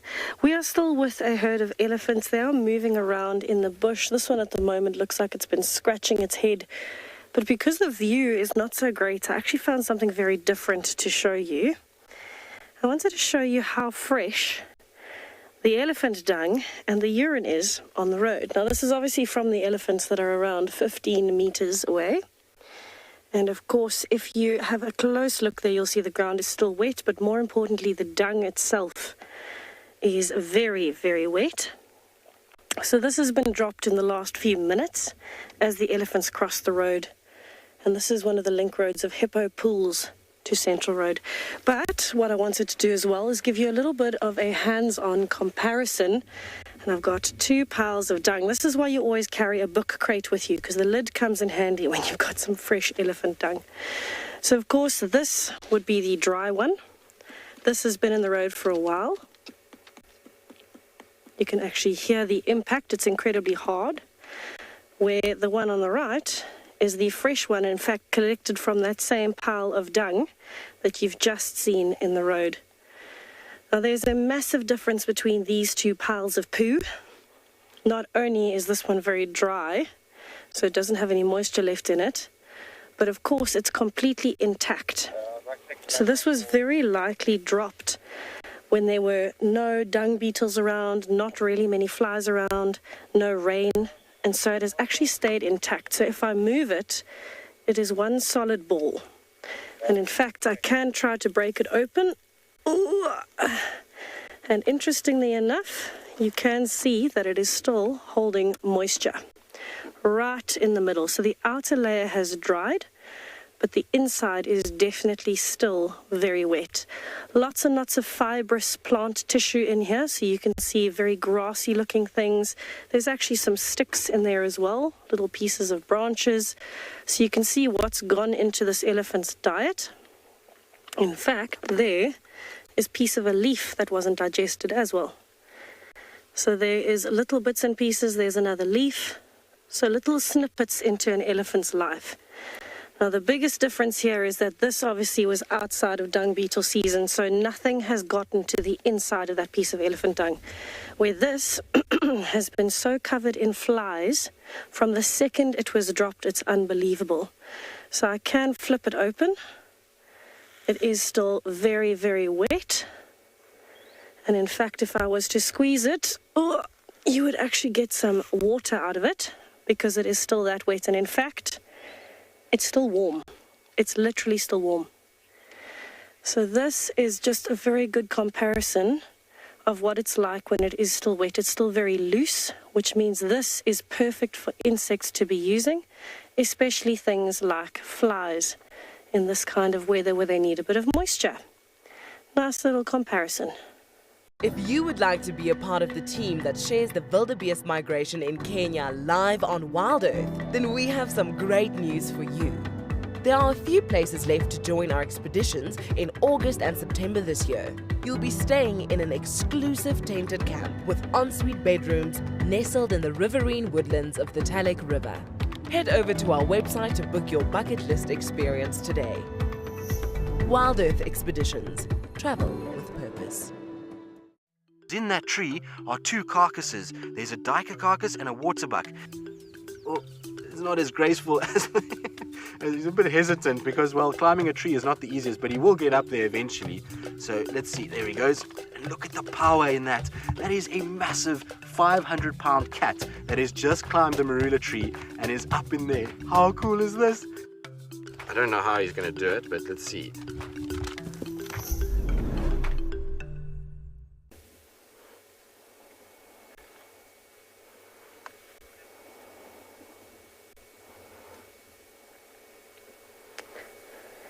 So I don't know if any of you have ever used elephant dung before, but if you haven't, it's actually incredibly useful.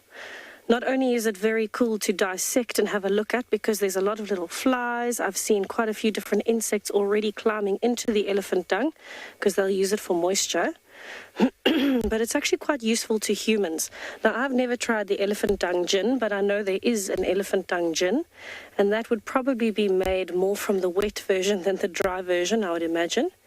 But the wet version is most useful to insects, like dung beetles and the flies, and to us as a water source, believe it or not. So if you were to squeeze it, there is quite a bit of moisture that comes out. So this patch is probably still quite dry, but there you can see there's quite a lot of moisture that still comes out of it. So as much as it sounds very strange, that is something that you can do. If you're ever stuck in the bush and you desperately need some water, you can find water in elephant dung. The dry version, however, is a little bit more interesting because it has a variety of uses.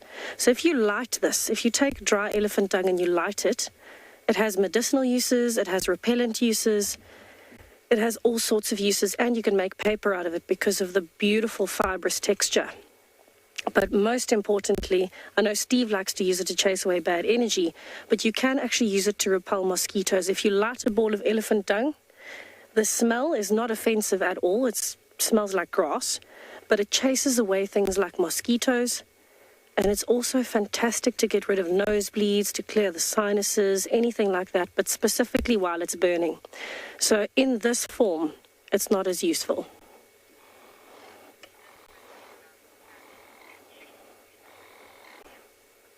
Lillian, elephant dung will have a ton of nutritional benefits, and that is because, I'll use the fresh one as an example. Let's break it open.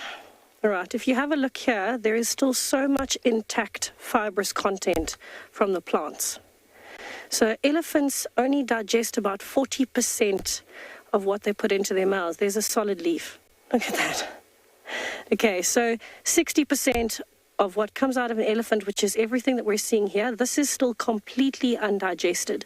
So what that means is as other animals are coming along, they can feed on this and they can get nutritional content out of it.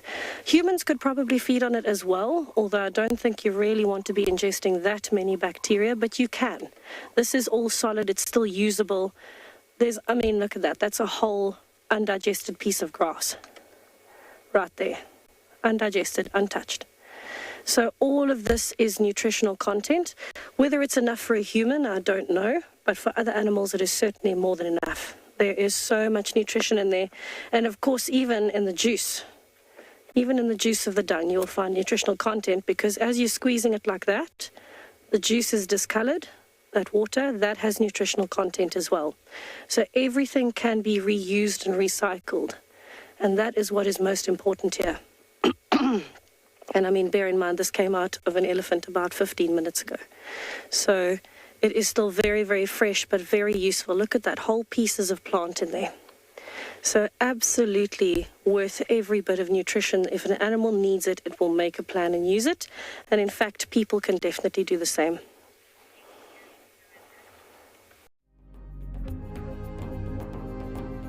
You can see the hyenas are far more tolerant of vultures than a lion or leopard would be. Occasionally a hyena will bite sort of a couple of tail feathers out of the back of a vulture, but I've never actually seen them, even once they've caught one, actually kill it.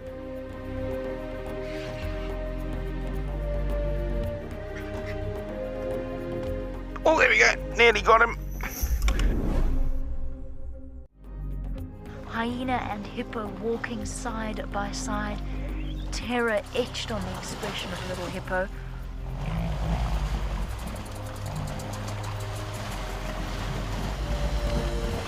Look at this last mad dash, hyena running along beside it. Baby hippo, jaws gaping, it's gonna make it. It's gonna make it. It did it. The baby hippo against all odds.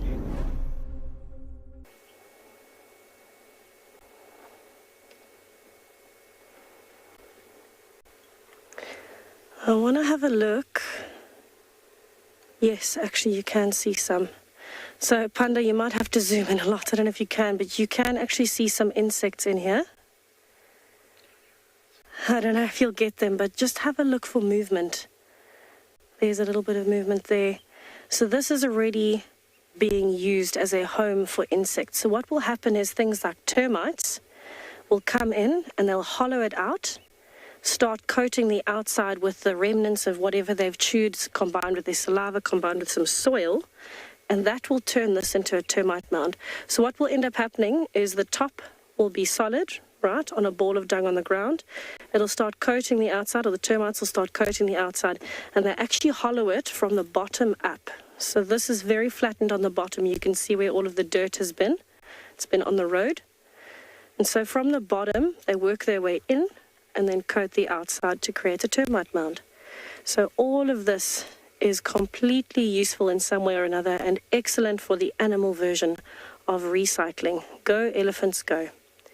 All right, I am going to put some dung back on the road and wash my hand, and I'll send you back over to Chris to see what he's up to at Pridelands and to see if he has ever used elephant dung for anything.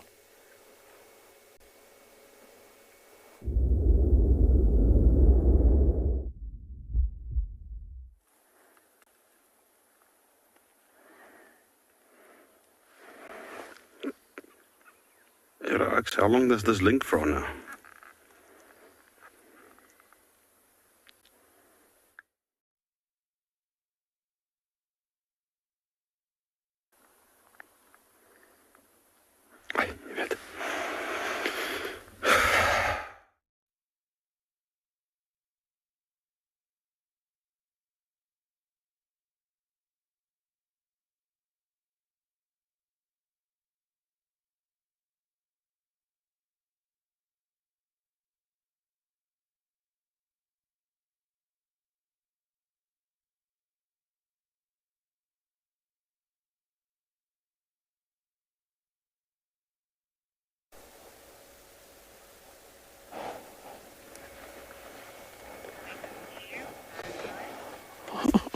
So you've come back to me at the perfect time. The elephants have moved off. So what I'm going to do is put this back on the road with the pile of dung so that we can put it back where it belongs. So you can see all the flies kind of taking off as I'm sitting here. And all I'm going to do is tip it back in so it's with the rest of the pile of dung.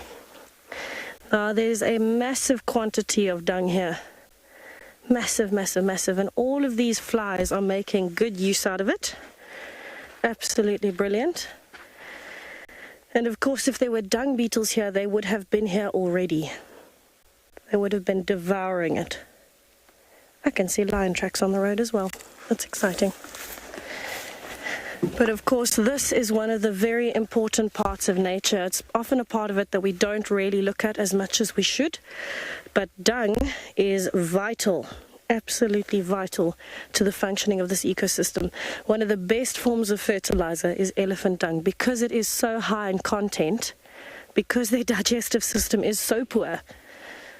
It is very useful because none of these plants can regrow out of elephant dung unless it's a seed. Then it might germinate. But the rest of that gets to be recycled, whether it's by insects, by the ground, even by things like hornbills and mongooses. They all will be able to use that to their advantage. I'm going to leave the stick behind as well. If you are a WildEarth explorer, we have exciting news for you. The winner of this month's prize giveaway will win a hamper full of Explorer merchandise. Like this fantastic t-shirt that comes in plenty of great colors, a very useful tote bag, or even a cap. For those in the southern hemisphere that's heading into winter, a sweatshirt to keep you warm. Head over to the WildEarth Explorers page. Sign up to be a WildEarth Explorer and you could win all of these goodies. WildEarth, it's in your nature. All things bright and beautiful. All creatures great and small. All things wise and wonderful. WildEarth will see it all. Each little flower that opens. Each river that does flow. Join us to celebrate World Environment Day for a very special safari show.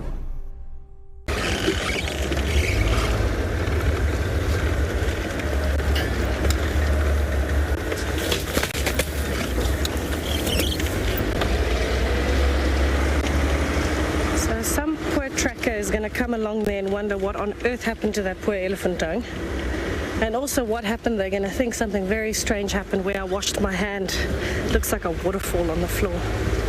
Very confusing moment for a tracker, but I'm sure they would figure it out quite quickly. So what I will do is if I find some devil's thorn, I'll just use that as soap to rinse off my hands. Fun. If you've never played with elephant dung, especially fresh elephant dung, it's quite interesting because as you open it you can actually feel the warmth emanating from it, and that's one of the methods we use to tell how recently an animal moved through, is how warm is the dung.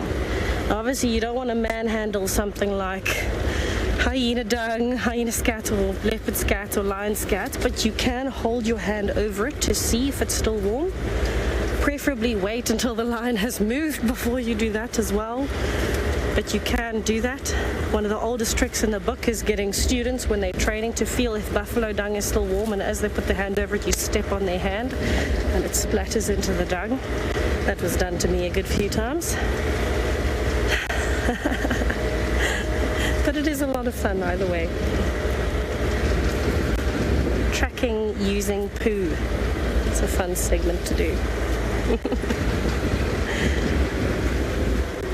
But it is quite fascinating that you can use dung for so many different things. I am seeing some tracks here, so I'm going to quickly have a closer look at these and send you over to Chris on Bushwalk.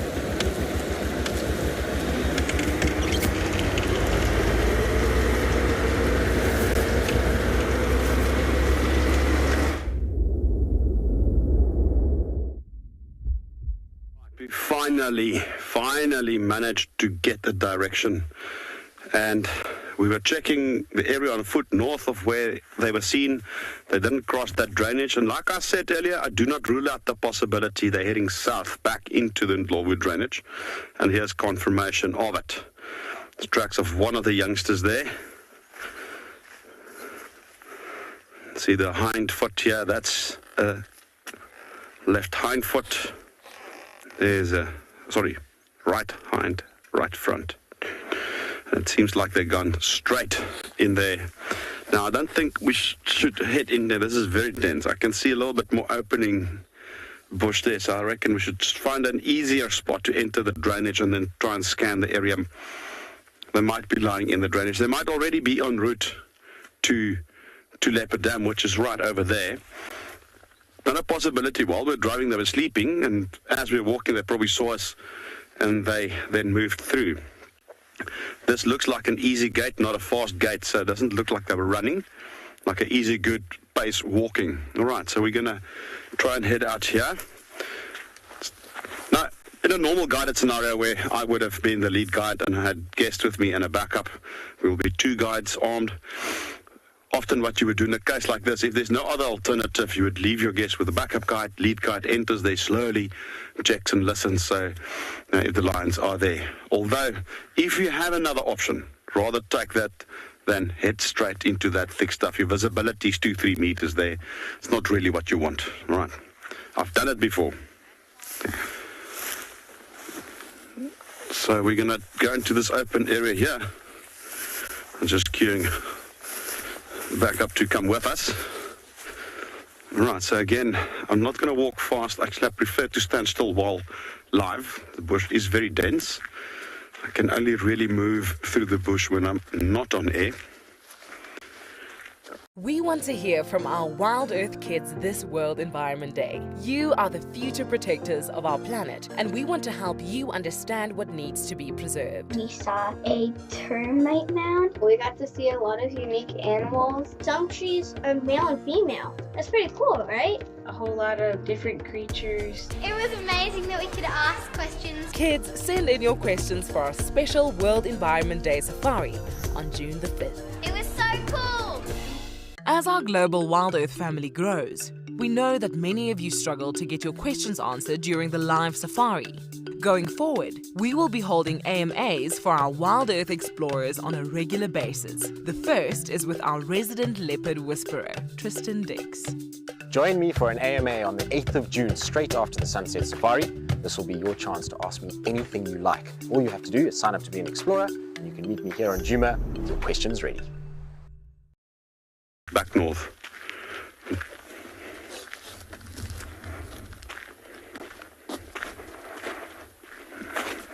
And there's a bit of an opening there. So that's our point of entry. You can see there's the Tamboti, that light green tree. You can see the dip, leadwood on the other side. That's our point of entry.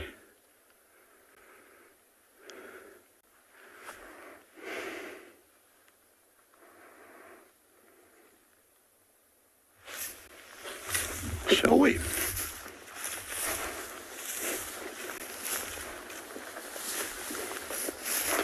Every step, we just sort of stop and listens.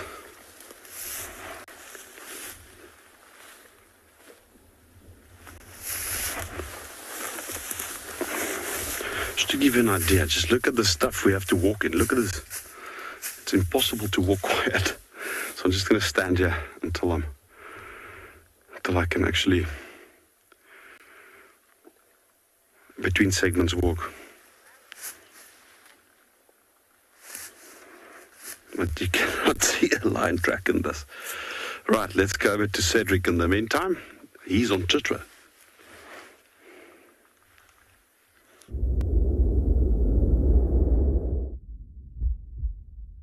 Yes, Chris. Go, Chris. I'm hoping that you get something that side. As you can see, we've got two beautiful male, almost said Nyala, male kudus. Of course, just moving slowly towards a crossing called Hammerkop Crossing. And that's just really at the southern side of Chitwa Dam Wall. And you see they are going into the dip in the crossing itself. So let's move a little bit to that side. We did take a look around the dam itself. There is the hippos are very lazy there at the moment, but we're just going to try and follow these ones because there is the one kudu that's leading the two of them is quite. Ooh, there's nice line tracks there. Maybe from yesterday. No. It's quite a beautiful bull. So this is called Hammerkop Crossing. And why they actually call this a Hammerkop Crossing? The bird, the Hammerkop, used to have a huge nest in here many years ago, and I think that nest has fallen down because it was so big and it became too heavy for the tree, and it just fell apart. And I've had old Tundi, the female leopard, a few times, yeah, quite a few times in this dip. Actually, yeah, they are, yeah. Oh, sorry about that. Actually, you see that dead tree? That's this one here. So that one looks like this is where exactly, just to the right, the left there.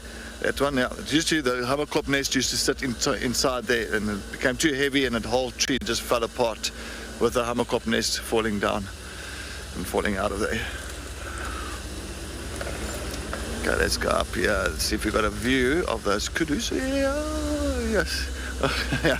Let's get on top, yeah. Let's get to the rise. We've got another one here, but let's get to the rise, yeah. I think that should come out nicely in the open for us. I think I'm going to go shoot around. So I want to see these kudu bulls. I love kudu bulls. They're always really stunning antelope. I think there's just two of them that's moving, yeah. But young males, not the oldest. And I think we're just going to see the one going to come through. It was a little bit shy of us, yeah. So we're just going to back a bit, and hopefully they can come and strut themselves past the vehicle. As the one is just busy feeding on, looks like a combretum. So of course a lot of these bush willows got those little pods that's coming through now, and they're enjoying those pods. I love that combretum pod. As you know, with those pods you can actually make tea as well, nice bush willow tea from those pods. But as you can see, the kudu, beautiful little white dots running down its cheek, and they are pretty much primarily browsers, so they don't really eat any grass. They really mainly forage on nice leaves. Little Franklin's making a bit of a noise ahead of us. Come on, my boys. Doesn't seem they want to come out at all for us. You know, the kudus have also got those beautiful white stripes running down their sides from their spines. Of course, the whole idea of that is because they are pretty much browsers walking in thick vegetation. It's a nice thing just to break the outline of their body.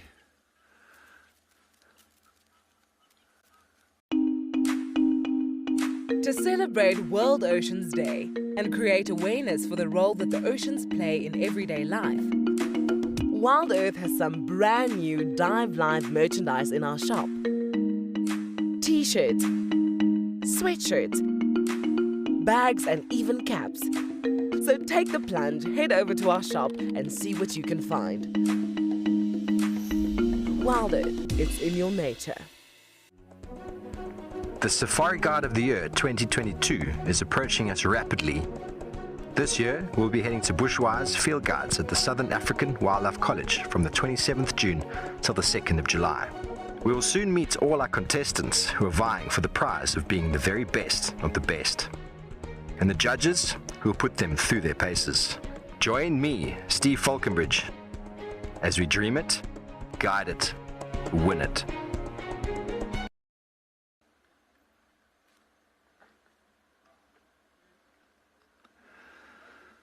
Yeah, it looks like they're a little bit shy, these two male kudus. They don't want to really come out. I might go a little bit forward and see if we can get a better view that side. I thought they might come out on the road for us and strut past and show themselves off, but clearly they decided not to. Okay, well, we will make a plan to see you. Okay, I think we got a little bit forward. We've got a nice one that side there. Yes, young boys, nice young males. Excuse me. Every twist in the horn. Oh, he's already panicking. What? He's like, what? Very nervous male kudus. But you can see maybe a couple of twists there. Every twist in the horn is around about 18 months. So maybe a good 4-year-old, yeah. Anyway, while we continue continue up this side on Chitwa, let's head back to Tess. I think she's headed off to one of the dams on Djuma.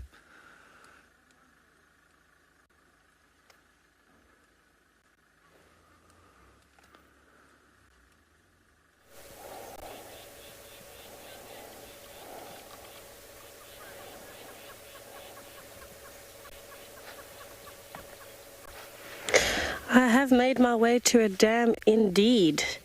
I'm at Buffelshoek Dam, and it is incredibly still here. There's hardly a ripple on the water, just the odd insect or terrapin popping up. And a whole lot of birds calling. We've seen some pied kingfishers, a few starlings, hornbills, Egyptian geese, blacksmith lapwings. But more importantly, we can hear oxpeckers. It's a very high-pitched in the background. And while we've been listening to the oxpeckers, it sounds like a buffalo or something is dying. So we're waiting to hear if we can hear it again. It was coming from northeast of us. So unfortunately, very possibly on Buffelshoek. Let's just have a listen.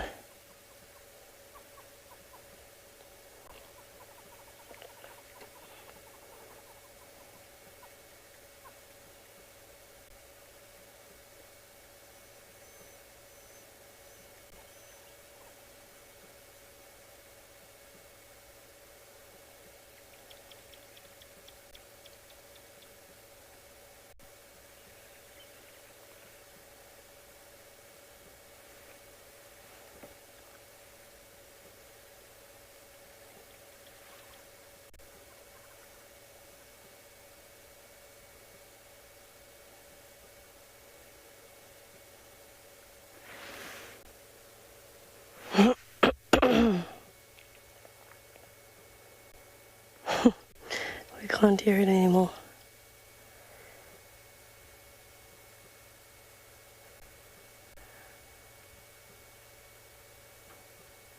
No, definitely can't hear it anymore. So it could have just been something like buffaloes fighting. It could have been, who knows, it could have been a number of things, but it sounded a bit like a buffalo that was being attacked. The fact that we can't hear it anymore means either whatever the interaction was has stopped, or the lions or whatever it was managed to get the buffalo. But we haven't heard reports of any lions on that side other than the Nkuhumas. They were at Second Rock this morning, so it is possible that they've moved that way because that's our northeastern side. They were in Torchwood, they could have moved north. But we've checked along a bit of cheetah cut line. And so they definitely haven't come onto the Djuma side from there. Kim, absolutely. So your hearing definitely becomes, oh, kingfisher, that's amazing. Your hearing definitely becomes more sensitive, it becomes more tuned in. So It'll be very sensitive to some things and completely normal with other things. So any bush-related sounds, alarm calls, bird calls, anything like that, twigs and branches breaking, you become heightened to everything like that, particularly when you're in the dark. But, for example, it definitely doesn't get more sensitive to people talking. If you want to switch off people talking, I suppose you still can. But, yes, for bush sounds, it becomes more sensitive. That being said, I think, you know, from being a guide, you do regular shooting assessments and things like that. And when you're doing the actual assessments, when you're watching, you wear ear defenders, so those big earmuff-looking things that block out the sound. But when you're actually doing an assessment, you're shooting. And I've shot at many rifles in my lifetime. And because of that, my right ear is not nearly as good as my left. But luckily, that's the ear that my earpiece goes into. So that's where Gwen's voice is this afternoon. And I can adjust the volume on that. So my right ear is definitely not as good as my left, but when tuned into bush sounds, fairly good. Not as good as somebody like G or even Eagle, but at the same time, I think they have a little bit more room for listening to that, and they also have a rifle mic on the camera that's connected to a headset on the ears, so it is a little bit more sensitive than the normal average human ear. But I'm always impressed by how everybody that's out here can hear things that, you know, other people can't. We're so tuned into specific sounds that when you hear, you know, if you're sitting outside in the dark, for example, and you hear a twig break, automatically you stop whatever you're doing and you look towards it and you stop breathing and you listen. Just a twig breaking, because you don't know what's coming up to you in the dark. So it's quite amazing. It's a very cool process. If you would like to be a part of the team that shares the wildebeest migration in Kenya live on WildEarth, then we have some great news for you. There are a few places left to join our expeditions in August and September this year. You'll be staying in an exclusive tented camp with ensuite bedrooms nestled in the riverine woodlands of the Talek River. Head over to our website to book your bucket list experience today. WildEarth Expeditions. Travel with purpose. We only have one Earth. This phrase highlights the challenges of collective action between nations. It emphasizes the great test of our time. Achieving environmental change cannot be met by countries acting alone. Head over to the WildEarth shop to buy your Only One Earth merchandise and create awareness for global change this World Environment Day.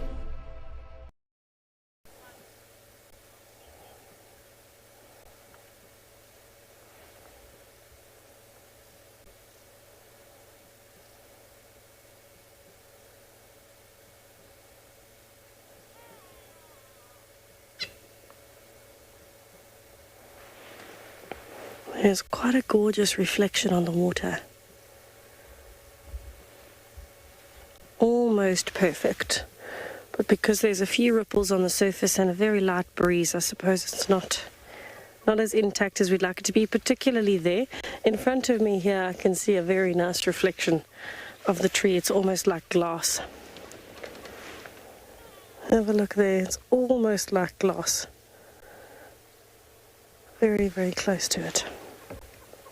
But I'm not seeing anything here of note, and I could have sworn I heard some alarm calling earlier, so I'm going to head towards Gari Cutline and see what we can find around Gari Dam. Perhaps Tlalamba is back. But I'll send you over to Cedric in the meantime to see what he has found. Hopefully we get lucky with some spots.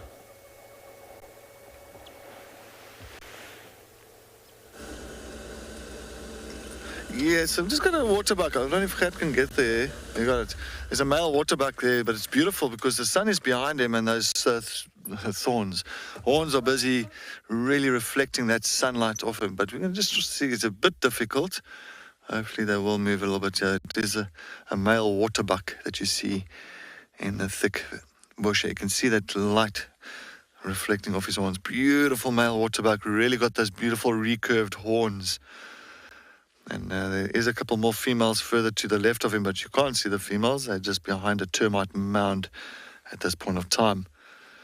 But of course, a nice harem. So it usually is around about April, May that these males will follow the females and try and copulate with them. But I'm sure that rutting for the waterbuck season is pretty much over now.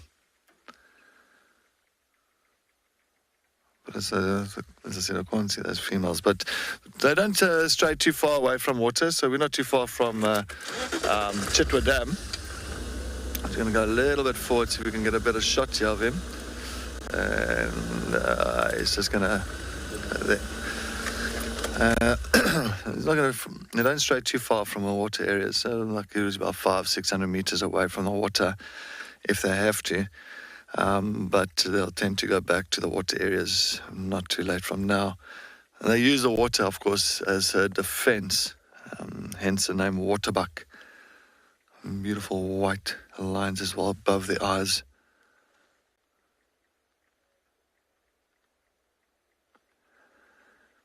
When I say defense, main enemy, of course, for the waterbuck is your lions. And the lions will go for waterbuck. A lot of people think because the waterbuck has a certain gland under the skin, it extracts a certain oil to cover the coat, just to protect the coat from dampness of the water areas. They say that because it's got a real musty smell to it, they say that predators will not go for them, but that's not correct.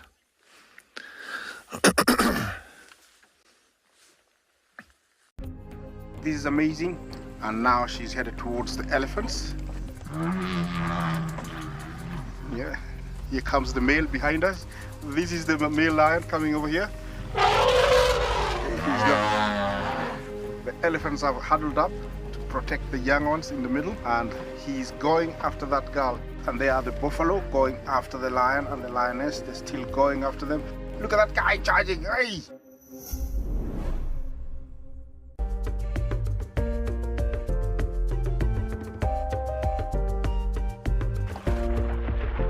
It's Scottish Lauren as your underwater biologist.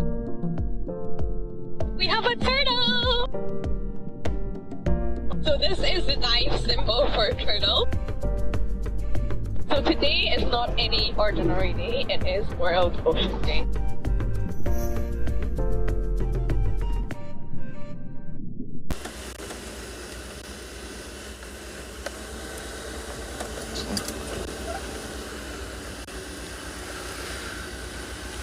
Alright, I'm just passing the little area where Kashava and her little female cub the other day had a kill up into this weird bushwallow to the left here.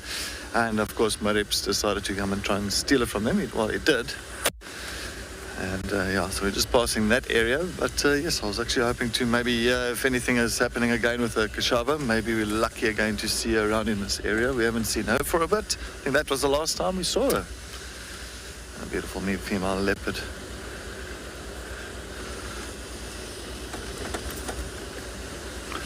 And also that big herd of buffalo that we had earlier, unfortunately they have crossed north into Torchwood. So they went straight north over Gary Main into Torchwood. But overnight, if they decide to turn, or later this afternoon decide to turn west, they'll come straight towards Djuma, hopefully maybe ending up at Buffelshoek Dam.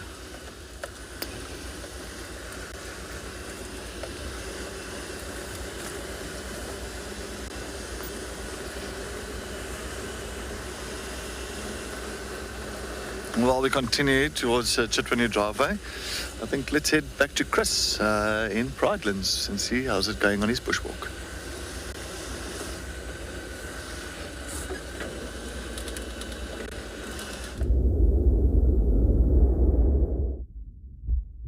I've gone through that drainage, follow those tracks, they again disappeared in the drainage. We've made a loop all the way around to Leopard Dam, no tracks there. So they're sleeping in that drainage, but it is so dense, there's no way we can go in there. We literally have like not even a meter visibility, it's dense stuff, and that's not the place to go after lions from a safety perspective, and you will not see them. If you encounter them, it's going to be very close. They're going to have a big fright, they're going to growl, they're going to demonstrate and all sorts of things, and they're going to run and they're going to get, and then you're probably not going to find them with a car. So our light is fading. As you can see, the sun is already relatively low, and we want to be back at the car before the sun is down, and we've still got a bit, probably half a kilometer or so to go.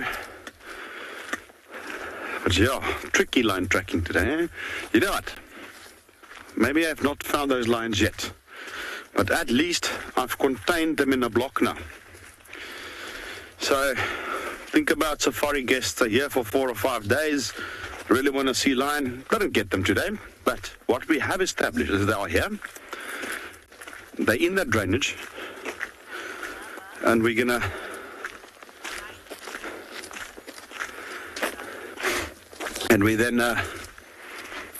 we can come here immediately tomorrow morning to just drive the block around, and we'll get tracks, hopefully, which will put us on a trail. So maybe we can continue our tracking tomorrow.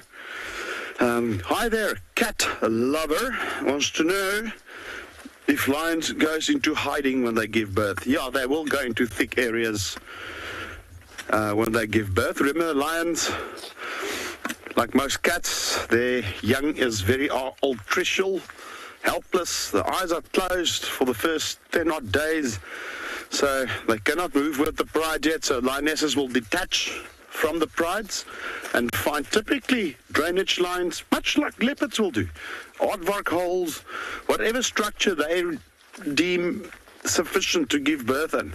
And that's where I've seen them doing hillside copies if they're around. It's all about what's available on the terrain. And then they will give birth there. And then usually the first couple of weeks they'll stay there. If there's something that she feels is a threat, maybe an influx of hyena to the area, she will basically move them to another den site. I've seen this where lionesses have taken, I'm talking tiny cubs, carries them one by one, go and fetch them and take them back to another den.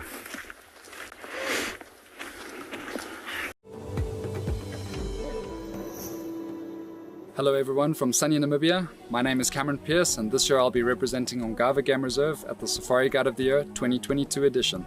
You know, a lot of people have asked me what it would be like to win the competition, and it would obviously be an incredible privilege, but even just to be selected as one of the 5 finalists is an honor that I never expected, and special to be a part of it for this year.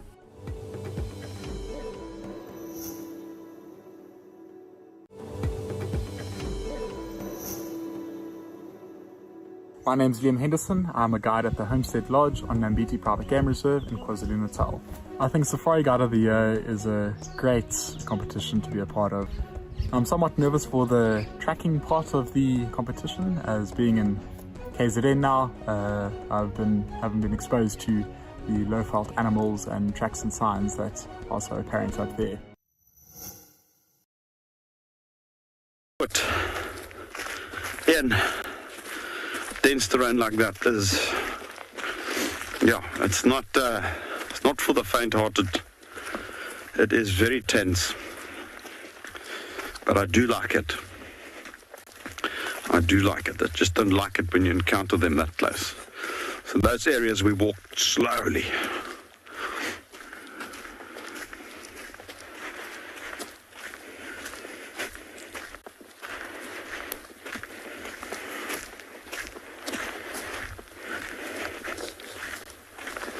That car is just up ahead. Like I said, we're going to probably drive around a bit and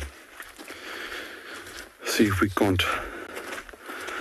find them. Right.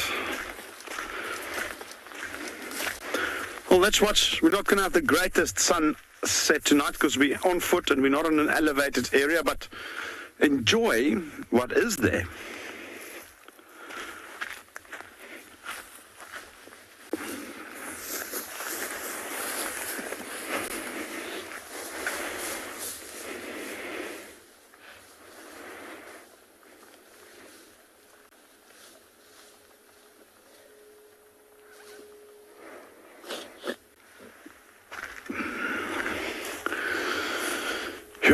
I know where these cats are gone to.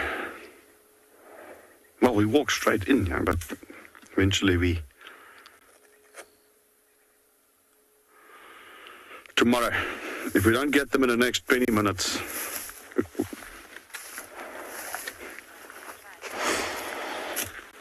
good evening, Craig. Greg wants to know if I can tell how many lions there were solely by their tracks. Greg, in this case, not. Because of all the grass and the substrate they're on, we could only see the odd track here and there. So in this case, not. But we know which animals they are. It is the 6 breakaway members, because they were seen earlier in this particular spot where we started this afternoon. So from history, I know, and history meaning the history of the day, you know, in terms of sightings and people have seen them. Bear in mind, we're all in contact on Pridelands. That's how I know it is them, or most likely to be them. Well, no, it is them. But from the tracks, in this case, not. Sometimes you can. Sometimes if it's a good substrate that shows the tracks clearly, and especially towards the dry season when the grass level is lower, then you can actually establish. Right, let's head over to Cedric to see what he's up to while we drive around and hopefully find these lions.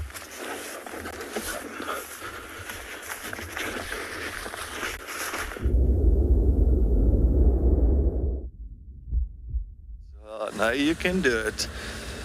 But yes, I'm coming up Cheetah Cut line. Coming up here slowly back onto Juma's side. I've just left Chitwa. We did have a beautiful herd of buffaloes that came through there. But all ended up here in Torchwood side to the right of us. Hopefully maybe tonight or during the day, maybe those buffaloes will decide to come over into Juma, or get chased into Juma from or by some prides of lions or something like that, which will be awesome, and that would be brilliant and all that. Okay, just taking a look carefully here. I think what I'm going to try and do, I'm going to do Mamba Road, Mamba Drakensberg Road. I'm just going to work a little bit up this side and let's see if we're going to get anything this side. I know that the guys had the wild dogs on in Koro, actually there towards Jacobin Lodge. I don't know how many wild dogs there were in that pack, but apparently they were too far east for us. That's all right. Wild dogs can travel and travel quickly, so I'm really holding thumbs to see wild dogs. If it's not today, maybe tomorrow morning.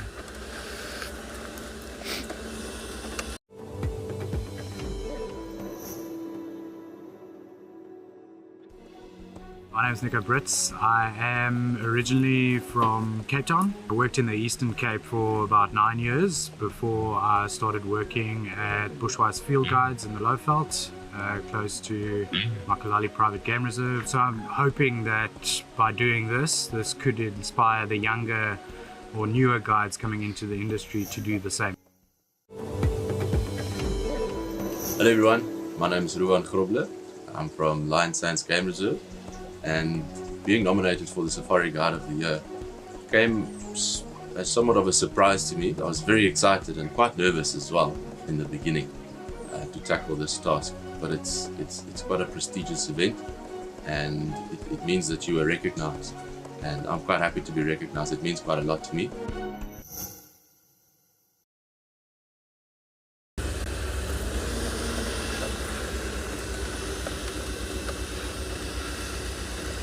There's a stunning light to say. Sheesh.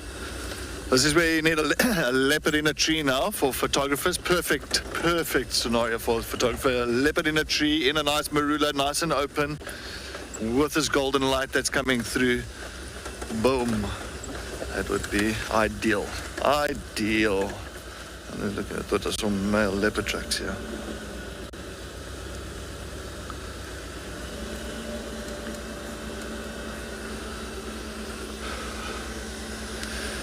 Brenda, good afternoon. Thank you for joining us on our sunset safari on WildEarth. Brenda, does a leopard scent marking smell different to a lion scent marking? Yes, indeed, Brenda. A leopard scent marking smells very much, as you know, like buttered popcorn. So if you think about that popcorn that you always get in that little flat things and you put it in the microwave, the buttered ones, and then you run it for 2-3 minutes in the microwave. I always run it too long and I always burn the popcorn, but anyway. And after that, you take it out and you open the bag and that butter smell of popcorn. Now that's how a leopard scent marking smells. So where a lion, I don't really know. A lion doesn't really smell much. I think more like urine. That's a lion scent marking. It hasn't got really a unique smell compared to a leopard. I think a leopard is way more unique compared to a lion scent marking. So yes, I just know lions is more kind of that urine smell.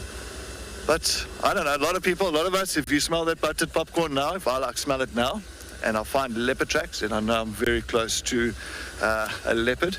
A leopard has just been here, just scent marked. Another animal that smells like a leopard, the scent marking, is your genet. So a genet will always scent mark at the same spot, and they've got a very small territory, and they'll always scent mark at the same spot. So if you do smell that buttered popcorn at one spot, come again tomorrow night, you'll smell it at exactly the same spot again. And they've got exactly the same smell, that buttered popcorn smell. I want to try and get another, how can I say, example for that scent mark of a leopard's scent marking, because buttered popcorn is very close to it. I think that's the best way to explain, but I'm sure there might be another one.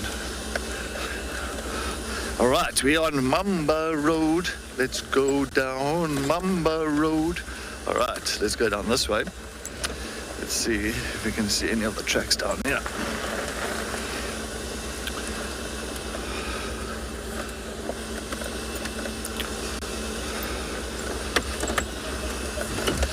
All right, well, we'll continue on Mamba Road. Let's head over to Tess to see how's it going on her safari.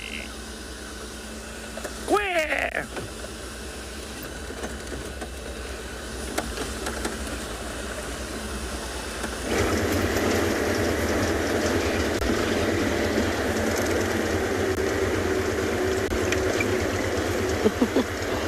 Cedric, are you singing again? Goodness gracious. What will we do with you? Okay, I am on Vulture's Nest and I'm slowly heading back. I'm going to cross the Mulawati. I'm heading back towards the area of Gari Dam and the Hyena Den. From Buffelshoek Dam, I checked a bit of the cut lines. We could hear wild dogs, but quite far away, and so I did a little bit of a check on the northeastern side, but we could hear them from southeast of us. So somewhere on Torchwood, it sounded like there were wild dogs hooting at each other. Unfortunately, not somewhere we can go.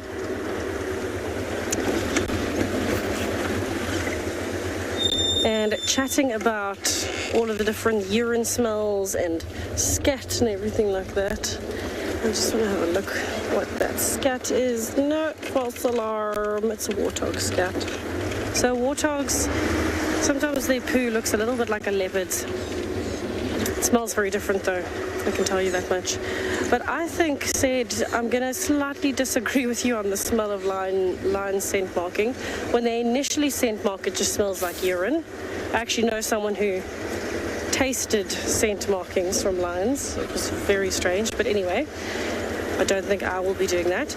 But the smell of it initially smells like urine, where a leopard smells like popcorn. But if you go back to an area where there have been lions, an hour later even, it smells like fish, and it smells like that for days. So do you remember a few days ago, everybody, we had the Nkuhumas, the sub-adults with Chela and Purple Eye, and then Blondie eventually joined them. They killed a waterbuck just to the kind of northeast of, actually no, sorry, just east, not northeast, just east of Treehouse Dam, and then they moved to the southern side and disappeared onto Gari Main. For the last few days, when you drive past that spot where the lions had been lying down, it still smells like fish. So something about a lion's urine makes it smell a little bit fishy, which probably sounds a bit strange, but it's true. But a leopard's urine, I love that smell. I love that warm, buttered popcorn smell. It's a very strange thing to say, but it's true.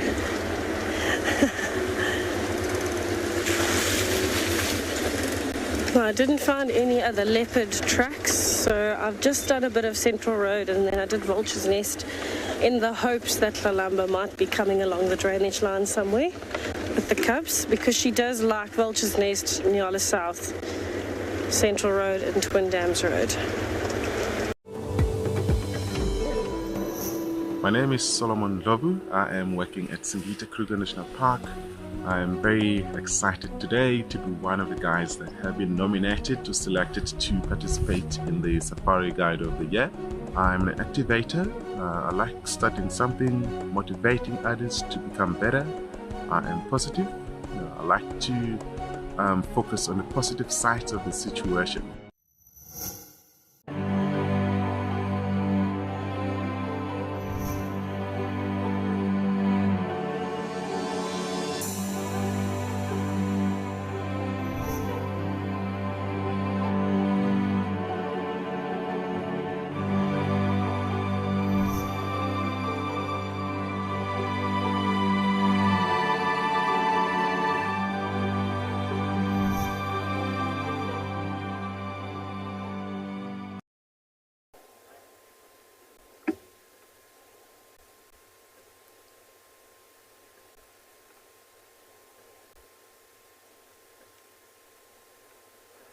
Definitely a false alarm. Okay. I thought I could hear a kind of alarm call, but you know when francolins just get a little bit of a fright from any movement in the grass close to them and they... It was one of those. I thought it might have been because of a leopard, but alas, it was very quiet after that, so methinks not. Methinks not.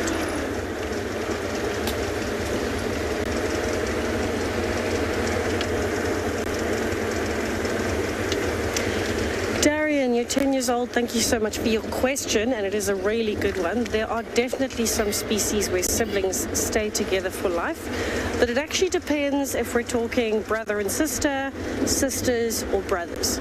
So lions, for example, sisters tend to stay together, brothers stay together, but brothers and sisters don't. So the females stay with the pride, and if they're sisters, they'll be together. Young males form a coalition and leave the pride, and they usually stay together for strength in numbers as a male lion. So that's one really good species, and in fact most of the species will split kind of like that. So for example, elephants would be a very strong one, because sister elephants will stay together usually for the rest of their lives, because their family bonds are so strong, where young males, the brothers, would move. So sisters would stay together, bearing in mind that elephants would be a little different as well, because the sisters would be of different ages, and potentially half sisters, not full sisters, because the mom would have given birth a few years apart, potentially from different males as their fathers. Hyenas are another good example. Swazi and Ndebele will probably stay together for life, being sisters, but the young males of the clan will move out. They will migrate to a different clan. So if Swazi had been a male and Ndebele a female, then Swazi should have left, and Ndebele would have been there without her brother. So there's a lot of species where that happens, but it's usually sex dependent. So it depends whether you're brother-sister, sister-sister, or brother-brother. That would determine whether or not you stay together. Leopards are an example of never staying together. So young females will take part of their mother's territory. Young males will move out altogether, but you won't find a brother-sister duo of leopards, or a sister-sister duo of leopards, or a brother-brother duo of leopards staying together. They always split up. They might interact with each other at some point, but they won't actually be a duo. They won't stay together for life. But it's a really good question, Darren. Very, very, very good question. Thank you. Oh, feel that cold. So I'm being strategic today. I'm layering up slowly. So I came out with a t-shirt and a jersey on, and already gym pants and long pants with boots and long socks, because there's nothing I can do to change the bottom half. I'm not like Cedric. I will not come out here in shorts.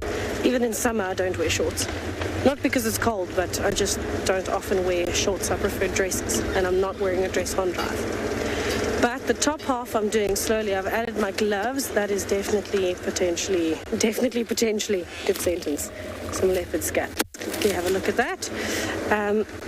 But I've kind of added the little sleeveless, and then I'm going to be adding a jacket later and my fingerless gloves. That is 100% leopard scat. Ooh. Oh, and I can smell it. Not so ooh. Not so good. Not so good. That's exciting. Oh, okay, let's see if we can figure out where the tracks go. So I'll add my jacket and my scarf later. I can put a beanie under my hat. Yeah, the tracks are going this way. That's so exciting. And that still smells fresh. And I'll add another layer of gloves if I need to just now as well.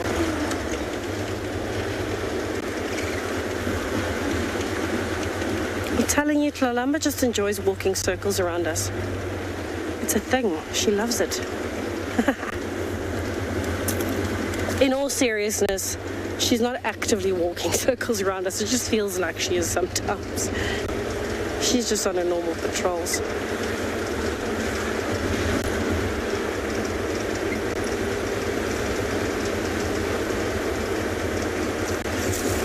The patch, aka Andrew, I think it was the patch. Sorry if I'm getting that wrong. Why is some poo called scat, and what is the meaning? So, if you're looking at something like an elephant or a buffalo or an impala, something herbivorous, it's usually called dung. And if you're looking at something predatory, the pack. Apologies. If you're looking at something predatory like hyenas, mongooses, lions, leopards, then it's usually called scat. And I think it just has to do with the difference in composition. I don't know where either of the words originated, to be honest with you. I have no idea where the words originated. All I know is that we call it dung versus scat, or at least I do. I'm sure everyone does, but I definitely do that. It doesn't sound right to call lion poop dung. It's definitely scat. I don't know. I must actually look up if it has a specific meaning or where the word was derived from. I love where words are derived from. That's one of my favorite things to study, actually. But I never really thought to do it for dung and scat. The Safari Guide of the Year 2022 is approaching us rapidly. This year, we'll be heading to Bushwise Field Guides at the Southern African Wildlife College from the 27th June till the 2nd of July. We will soon meet all our contestants who are vying for the prize of being the very best of the best, and the judges who will put them through their paces. Join me, Steve Falconbridge, as we dream it, guide it, win it. If you would like to be a part of the team that shares the wildebeest migration in Kenya live on WildEarth, then we have some great news for you. There are a few places left to join our expeditions in August and September this year. You'll be staying in an exclusive tented camp with ensuite bedrooms nestled in the riverine woodlands of the Talek River. Head over to our website to book your bucket list experience today. WildEarth Expeditions. Travel with purpose.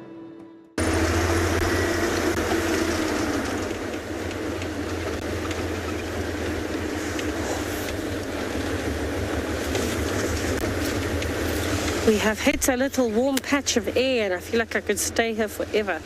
It's so nice and warm. But yes, I was just recapping that scat is not that fresh. It's not from half an hour ago. It's more like maybe 2.5, 3 hours ago, which tells me that Tlalamba is walking circles around me if it's her, because I drove pangolin track at the beginning of drive looking specifically for her. And I'm wondering if she didn't come that way, go back up and loop around, and then we found those tracks going east on Mamba Road. So she might have done a bit of a loop and gone back that way. By the time I got to Mamba Road, her tracks were already going east. Very possible, very possible. Maybe it's not her, maybe it's a different leopard. Let's have a quick squiz at the Hyena Den and have a look. Maybe we'll get lucky because we're just before sunset now. So they should technically be quite active.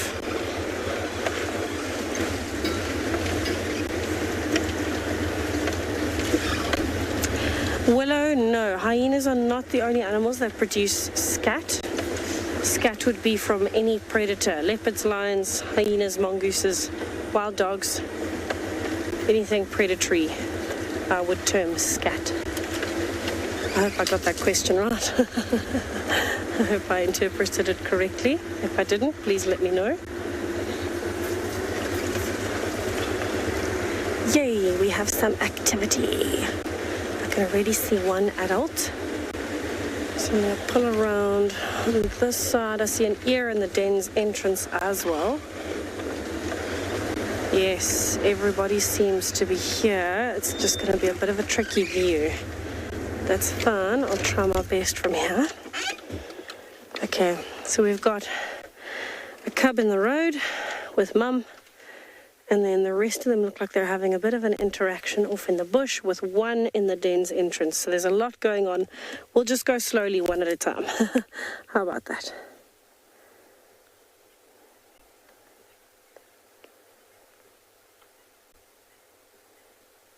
So that...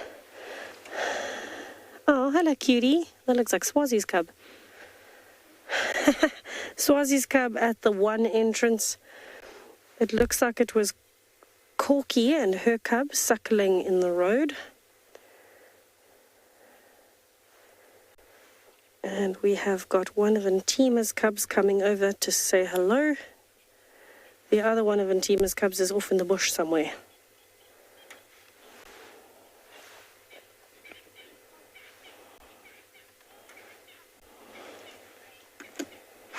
Rain, it is always so exciting when we do end up finding some hyenas. The den is always very active, or it seems to be mostly very active when I'm here, so I think I'm quite lucky. Oh, Swazi's cub is also just coming out of the entrance there. Let me just let everybody know on the radio. Stations the Hyena Den is currently active with 2 adults and all youngsters. So Ribbons Boys and Hearts Girl are here as well, but they were off into the bush on the right. It looked like they were playing a little bit. And Corky is very comfortable feeding her cub. Now, of course, it's a little bit of a difficult view because I don't want to push any further forward because Corky is very comfortable in the road there, so I'm not going to push her. So we're going to give it a minute here. Then we'll go around to the other 2-track because it splits into like a teardrop without the bottom part of the tear. And then maybe we can get a slightly different angle because I think the other little cubs will probably end up playing somewhere around the vehicle because they've been kind of in and out through the grass on that side. If you are a WildEarth explorer, we have exciting news for you. The winner of this month's prize giveaway will win a hamper full of Explorer merchandise. Like this fantastic t-shirt that comes in plenty of great colors, a very useful tote bag, or even a cap. For those in the southern hemisphere that's heading into winter, a sweatshirt to keep you warm. Head over to the WildEarth Explorers page. Sign up to be a WildEarth Explorer and you could win all of these goodies. WildEarth, it's in your nature. All things bright and beautiful. All creatures great and small. All things wise and wonderful. WildEarth will see it all. Each little flower that opens. Each river that does flow. Join us to celebrate World Environment Day for a very special safari show.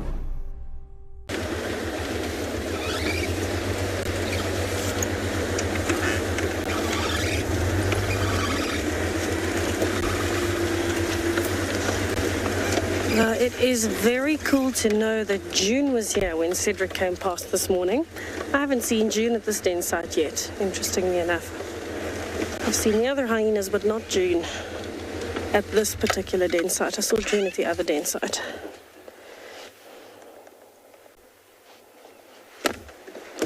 Okay. So I think we've got Ndebele in the entrance. She's lifted her head. So we'll see what happens. Maybe if we sit here and we're patient, we might get another glimpse of those tiny little cubs. I'll send you over to Cedric in the meantime while we wait, and we'll see what he's up to on his bumble. What are you looking for, Ced?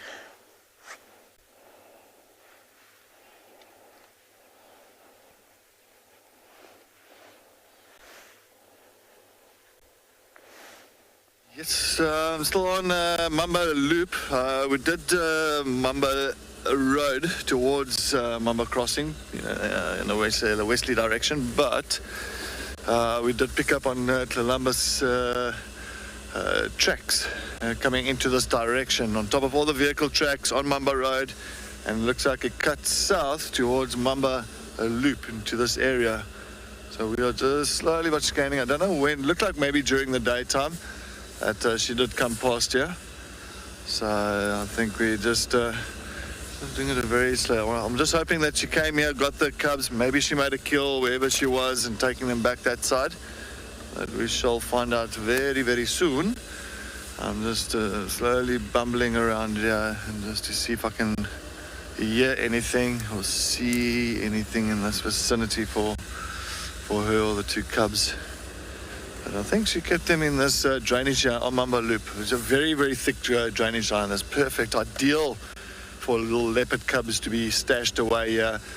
Of course, they're getting quite old, so they do play around and do their own little things, but it's still a very safe haven for them, a very nice area for them in case of any predators or any danger. They've got a lot of little areas to hide and climb trees and all that, so it's perfect for them.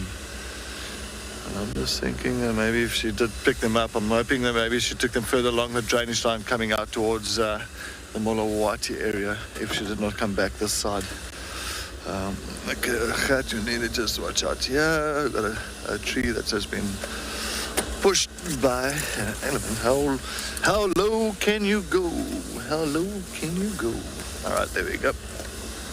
We got through there. All right.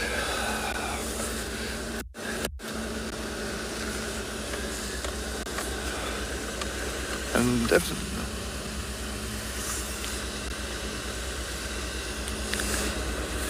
We want to hear from our Wild Earth kids this World Environment Day. You are the future protectors of our planet, and we want to help you understand what needs to be preserved. We saw a termite mound. We got to see a lot of unique animals. Some trees are male and female. That's pretty cool, right? A whole lot of different creatures. It was amazing that we could ask questions. Kids, send in your questions for our special World Environment Day safari on June the 5th. It was so cool! As our global Wild Earth family grows, we know that many of you struggle to get your questions answered during the live safari. Going forward, we will be holding AMAs for our Wild Earth explorers on a regular basis. The first is with our resident leopard whisperer, Tristan Diggs. Join me for an AMA on the 8th of June, straight after the Sunset Safari. This will be your chance to ask me anything you like. All you have to do is sign up to be an explorer, and you can meet me here on Juma with your questions ready.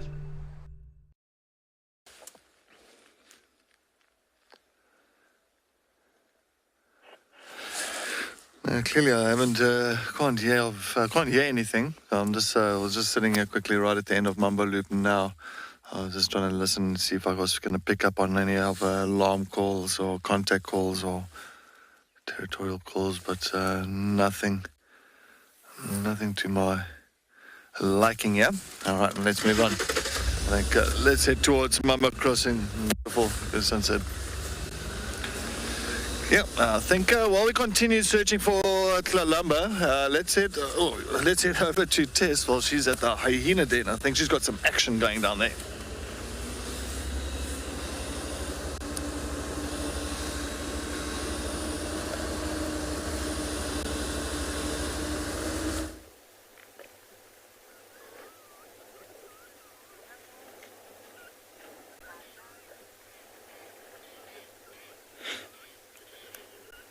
So we are very, very lucky. Corky has actually come a bit closer, and currently her cub is very desperately trying to suckle, and Ntima's cub is just trying to get in the way and greet at this point. She did briefly go over and have a look at Ndebele. She said hi to Ndebele's cubs, but we didn't get to glimpse them yet, unfortunately.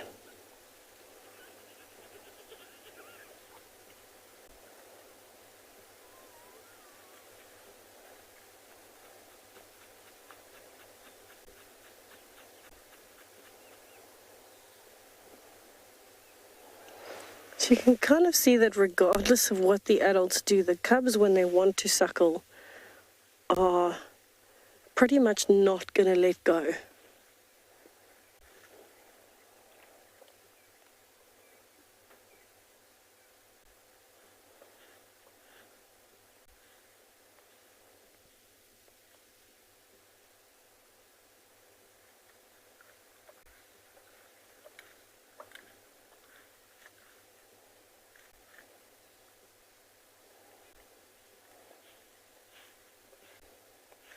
So you can hear how rough that tongue is.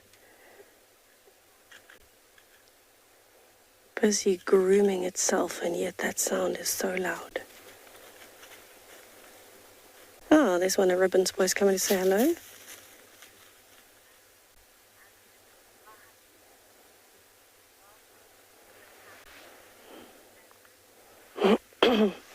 The pack, aka Andrew. No, hyenas are actually not that closely related to wild dogs. Their closest relative is, in fact, the mongoose family. So wild dogs are more closely related to wolves than they are to hyenas, to put it shortly, and hyenas are more closely related to mongooses than any of the other predators we have here.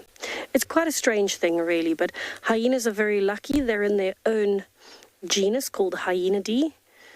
And they're one of the few animals we see out here that has completely their own genus. So, for example, leopards, lions, tigers, and jaguars share the same genus, even though they're on different continents sometimes. Where hyenas, they only have Hyena Den in the family.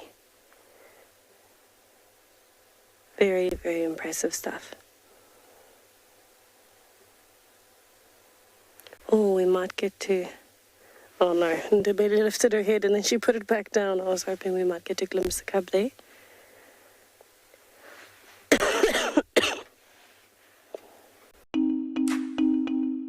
To celebrate World Oceans Day and create awareness for the role that the oceans play in everyday life, WildEarth has some brand new Dive Live merchandise in our shop. T-shirts, sweatshirts, bags and even caps. So take the plunge, head over to our shop and see what you can find. WildEarth, it's in your nature. We only have one Earth. This phrase highlights the challenges of collective action between nations. It emphasizes the great test of our time. Achieving environmental change cannot be met by countries acting alone. Head over to the WildEarth shop to buy your Only One Earth merchandise and create awareness for global change this World Environment Day.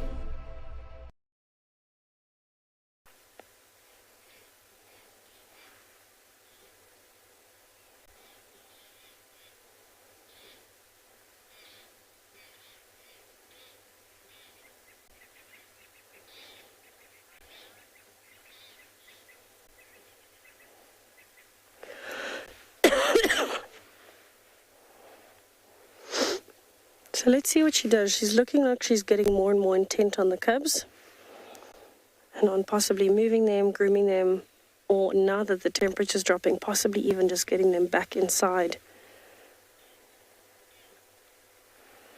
so that they can warm up a bit with nice full bellies full of warm milk.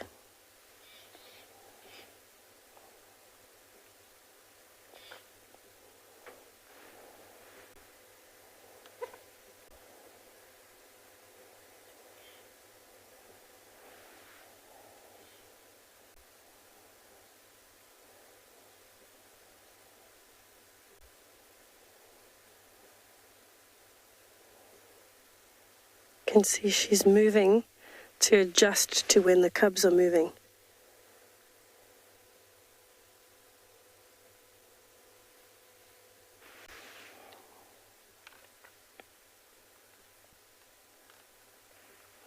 Now the other cubs of the clan, just to fill you in, we can't see them at the moment. We can hear them every now and then. It seems like they're off on the other track and up and down in between the grass. So occasionally we're just hearing some movement and the odd little giggle.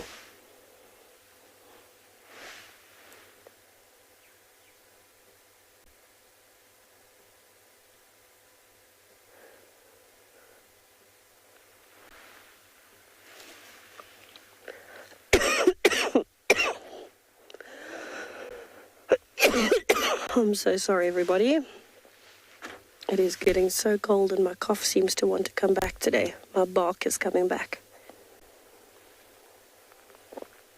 All right, let's see if this patience game pays off. I have a feeling that the cubs are going to be coming back sometime soon as well, so we might get a bit more activity. Oh, there we go. Corky's cub and Tima's cub. Ribbon's boy. Ribbon's other boy.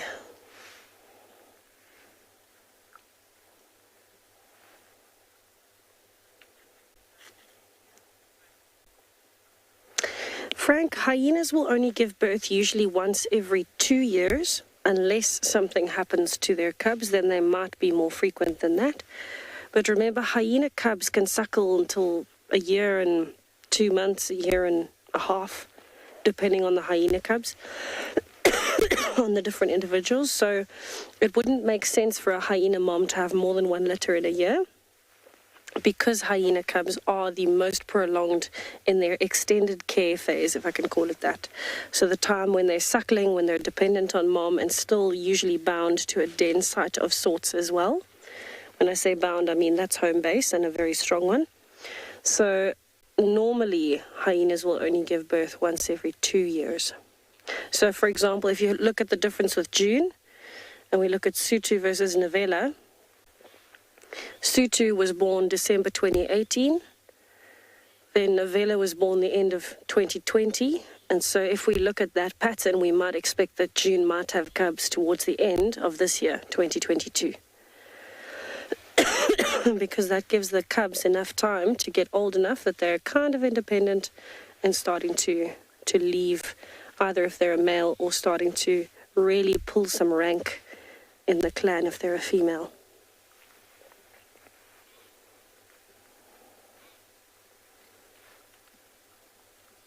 Oh, those are some big teeth from Ndebele.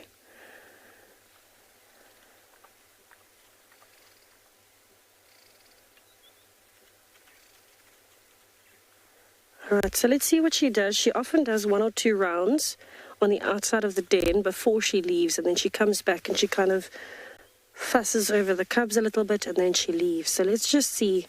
She likes to really check before she goes anywhere major.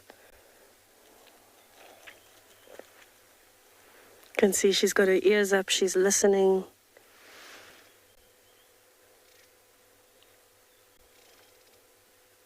She wants to check what is happening around here before she leaves her cubs.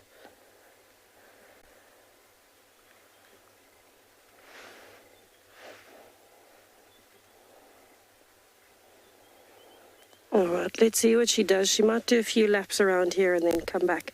But while I wait to see if she is going to potentially move the cubs around, I'll send you over to Chris at Pridelands to see what he's up to just as the sun sets.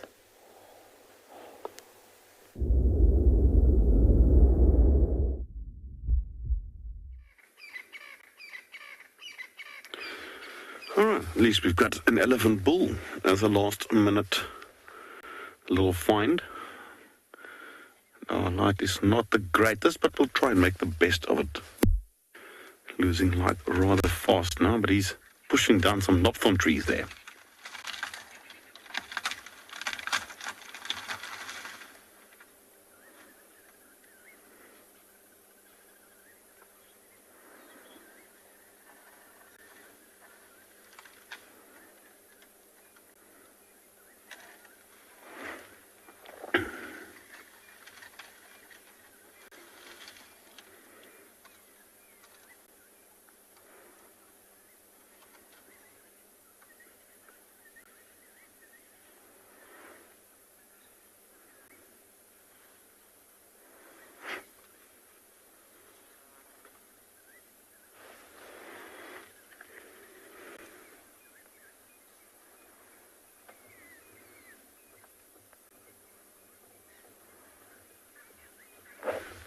A very young bull by himself. I don't see any other elephants around.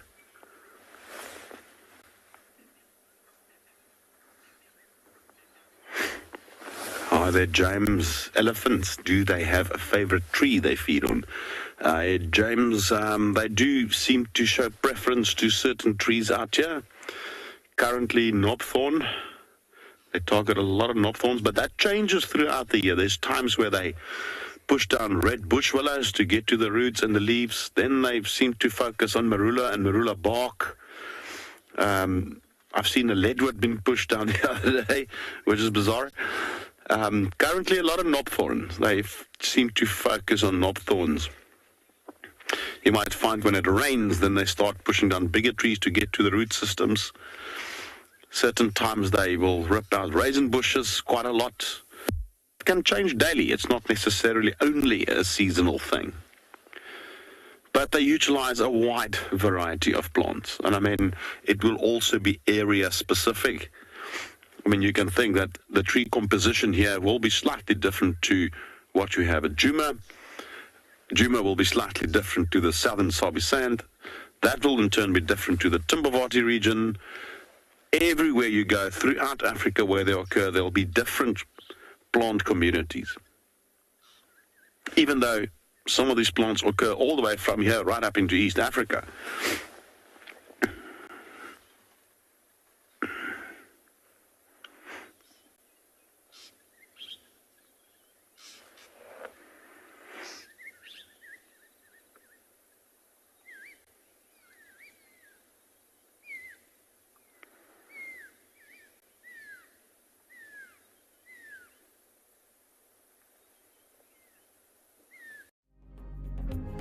Find a way into the kill to eat, get their fill in there as well. But they're also going to be told off.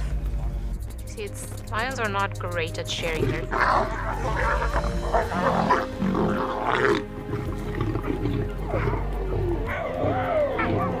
Okay, guys. Let me just taking frustration out on the other lion, but you see, it was interesting. This morning we were driving and suddenly we heard a lot of commotion. I think the wild dogs might have caught an impala then, or the leopard might have caught the impala, and as it was dragging it, the wild dog saw it, started chasing the leopard up into the tree, and then the hyenas came to steal it.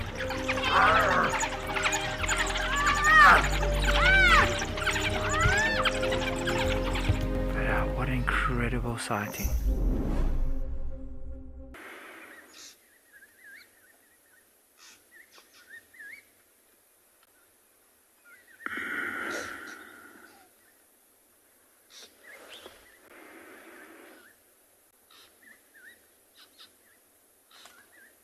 No, I reckon this guy's now gone through into the woods.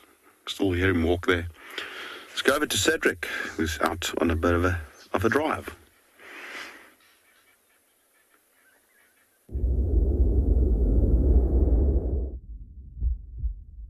Okay, so I'm still trying to follow up on Columbus tracks around there towards Mamba Road, Mamba Loop. Very difficult. We did lose a lot of light. Of course, it did get quite dark now, so we have left that area for now. But at least we knew, or at least we know that she's gone back that side, and I'm hoping that she'll bring her cubs back towards maybe Gary Dam. Maybe she made a kill in that area.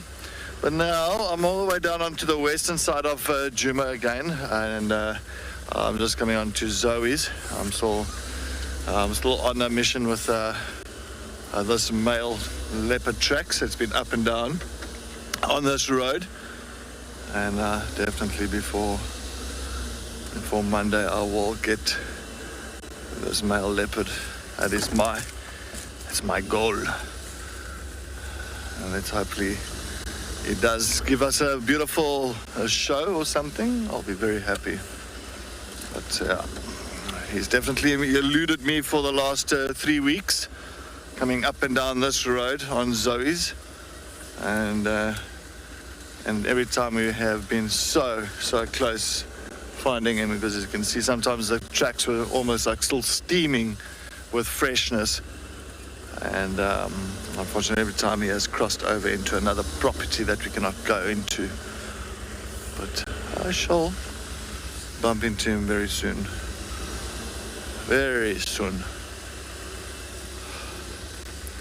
I don't know who it is. It might be Tortoise Pan, it might be Mulawati. Said I still don't know which one it is. As I said, it is on their boundary. One's on the western boundary, or Tortoise Pan's eastern boundary, Mulawati's western boundary. Dolly, good evening. Thank you for joining us on our beautiful sunset safari here on WildEarth. Dolly, yes, definitely. She came contact call. They will hear her from far off. I'm not too sure exactly how far. I'm not saying kilometers away. Maybe a good old 100 meters from them. When she's calling, I'm sure they know that she's calling, so it's not kilometers. And that's contact calling. That's just typical that ow. So it's like a blowing and a very kind of a rasp noise that comes from the back of her throat. So it's not like a typical, like a territorial calling. Territorial calling is that really pushing it out. This one is just more contact calling, so it's not kilometers. But yes, they can hear for about 100 meters. I'll say plus minus 100 meters. But they've got very acute sense of hearing, so sometimes we can't hear anything, but they can, definitely.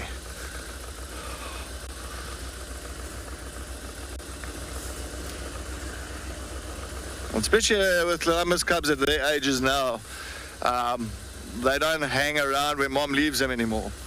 So they are very mischievous little cubs at this point in time, getting to that point of their lives where they start moving around much more, playing around, following a squirrel, chasing each other all over the show. So they can end up maybe 40, 50, 60 meters away from where mom left them. And she could end up there and like, where are my kids? Calling, and eventually you'll find that they do pick up on that noise. And then they'll come running out to the moms. But yes, well, thank you very much for the question. Really appreciate it. Diddle-dit.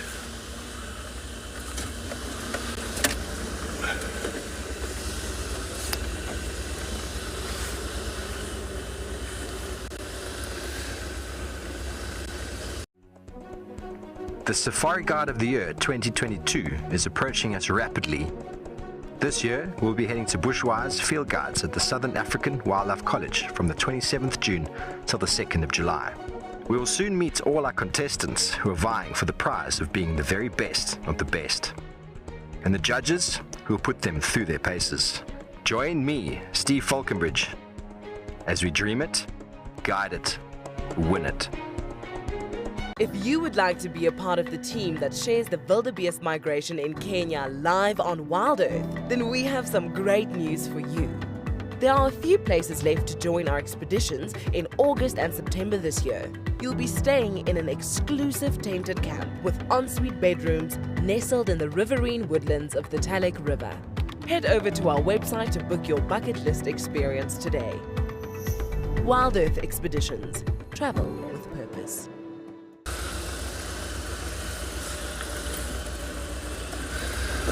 Definitely looking on top of these termite mounds as well, because it is Shedulu's area. So definitely also looking close to, pretty much on top of these mounds, on top of these marula trees as well. She does end up coming quite often down this road. But yes, I'm also looking out for any owls or owlets or any little night animals as well. Hoping that we can find something. I know that now and again we do see a genet, but they're very skittish and very shy. So I'm just slowly making my way through here and continue searching for an animal too. Well, while we do that, let's head over to Tess. Sorry, while she's just admiring a beautiful view.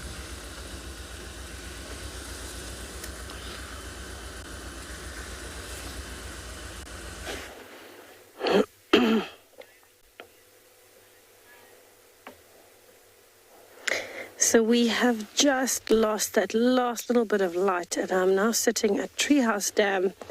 I left the Hyena Den, so did Ndebele, And we decided to come and have a look if there's anything happening at the dam itself. Given our luck yesterday with my reaps, I figured it was worth a try. And of course, there is some gorgeous orange glow coming from the horizon. You can just see that kind of central point where the sun disappeared. But what I like more is the little sliver of moon that you can see above that tree. It is the tiniest little sliver, not quite as small as last night, because now we're going into new moon, so building back up towards a full moon. And we tried to get it last night, but we couldn't, so I'm very happy that tonight I get to do it, because I know Chris was also talking about it last night. So if you look carefully, you can actually see the outline of the moon. You can see the circle. The only reason we can only see the sliver is not because the moon has disappeared. It's because that's the section that the sun is currently hitting, based on where the moon sits in relation to the earth and the sun as everything is rotating. If you look at the bottom side as well, you can see a little bit of a disrupt from a clean little circle, and those would be some of the craters on the moon. So you can see some rough edges on the inside of the curve. That's where it's hitting the craters and the almost mountains on the edges of the craters, the big ridges on the surface of the moon. Absolutely brilliant. So cool to be able to show you that. So I know Cedric is working the western side at the moment. I'm going to be heading back towards the central side.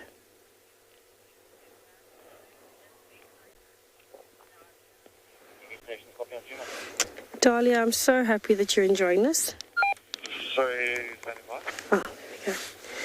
I'm so happy you're enjoying it. The moon is a highlight for me as well.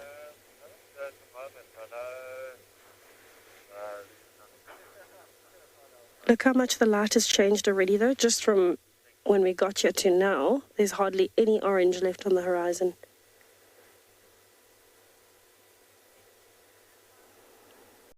In that tree are two carcasses. There's a duiker carcass and a waterbuck.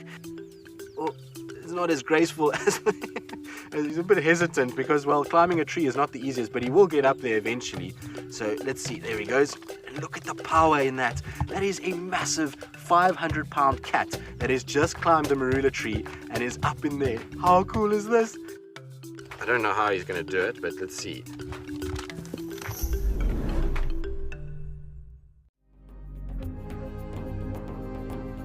You can see the hyenas are far more tolerant of vultures than a lion or leopard would be. Occasionally a hyena will bite sort of a couple of tail feathers out of the back of a vulture, but I've never actually seen them, even once they've caught one, actually kill it.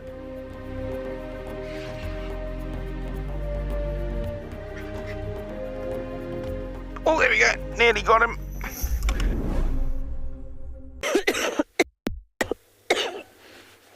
Sorry, everyone.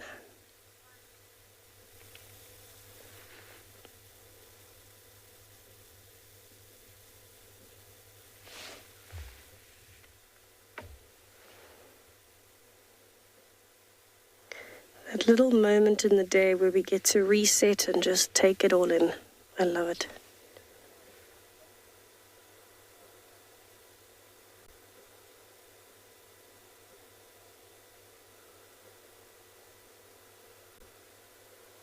I can hear a vehicle and I can definitely hear some voices.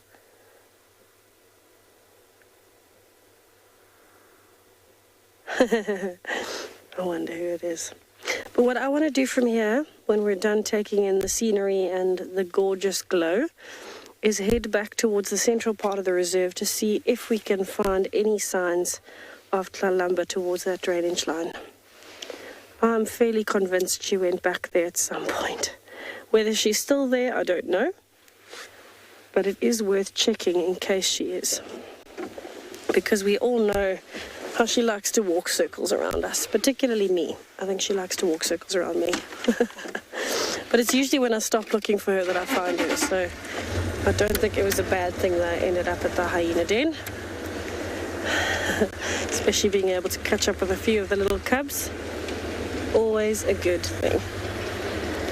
I have added another layer.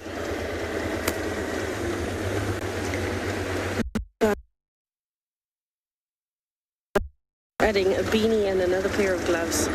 It is so cold at Treehouse Dam. So cold. The water bodies, anywhere that water collects, so the seep lines, the valleys, the water, a few degrees Celsius colder here than it would be, for example, on the way up to quarantine from Philemon's Dip. So it is definitely that time where we need to start warming up. Now, I know Cedric does not believe in long pants, but I really hope he changes his mind for this winter, because it is going to be exceptionally cold with all this water content and saturation. Speaking of, let's see what he's up to on his Bumble and where he is going to next.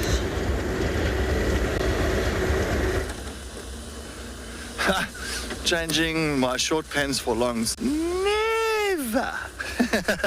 Never.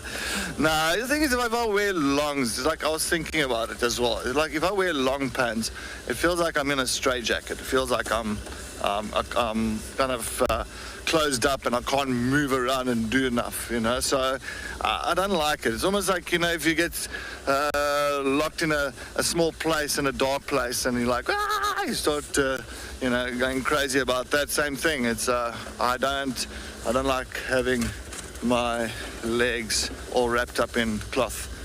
So it sounds weird, but anyway, that's just me. But luckily, I don't have. I don't really get cold on my legs. I've never really had issues with my legs, you know, freezing up. But anyway, besides the point, you won't believe me, but just up this road, I'm coming down Zoe's again. Why? Because we've got male leopard tracks on top of our vehicle tracks just further up, coming south, but it crossed into this other road called Mendoza. And yeah, I'm not.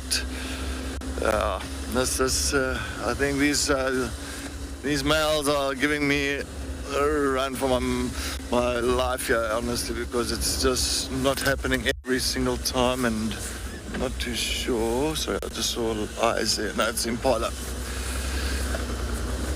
So I'm going to quickly jump onto Mendoza. I'm just going to quickly go up this because I know that's like coming down and cutting across onto Mendoza. Sure, yeah. Anyway. Hyena and hippo walking side by side. Terror etched on the expression of little hippo.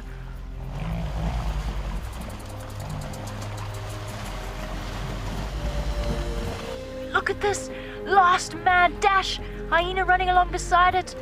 Baby hippo, jaws gaping. It's gonna make it. It's gonna make it. It did it. The baby hippo against all odds. If you are a WildEarth explorer, we have exciting news for you. The winner of this month's prize giveaway will win a hamper full of Explorer merchandise. Like this fantastic t-shirt that comes in plenty of great colors, a very useful tote bag, or even a cap. For those in the southern hemisphere that's heading into winter, a sweatshirt to keep you warm. Head over to the WildEarth Explorers page. Sign up to be a WildEarth Explorer and you could win all of these goodies.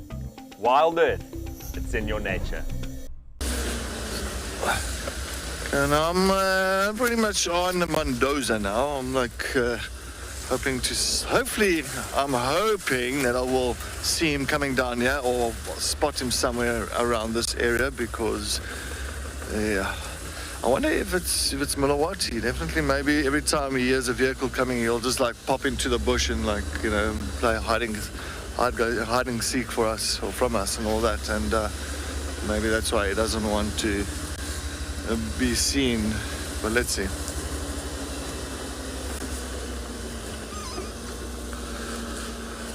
Greg, how do I protect my legs from insects when I wear shorts? Greg, I actually don't really protect my legs from insects. I think if it happens, it happens. Yeah, maybe that sounds not right, but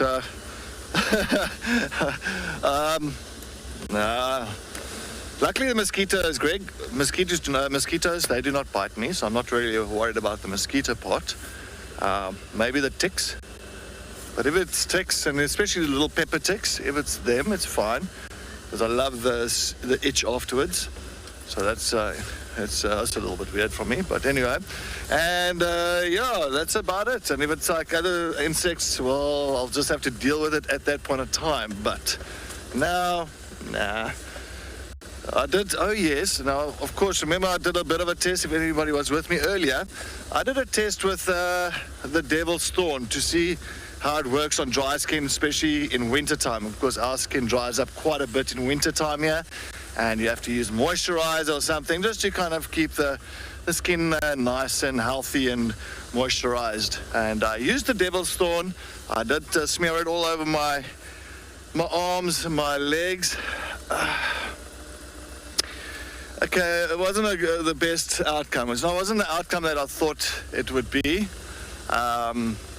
It ended up, my skin ended up a little bit drier than I thought. So that theory was busted, definitely. So that theory is out of my books. So definitely, Devil's Thorn is not a good moisturizer. That's yes, and I think it's a good one. So now the next one is going to be using the Devil's Thorn to use as shampoo. So that's my next chapter. So I will be bottling a bit of Devil's Thorn leaves, and I'm going to wash my hair with those leaves. And I will let you know if it comes out nice and conditioned and clean and healthy, or if I do lose all my hair, you will know about it.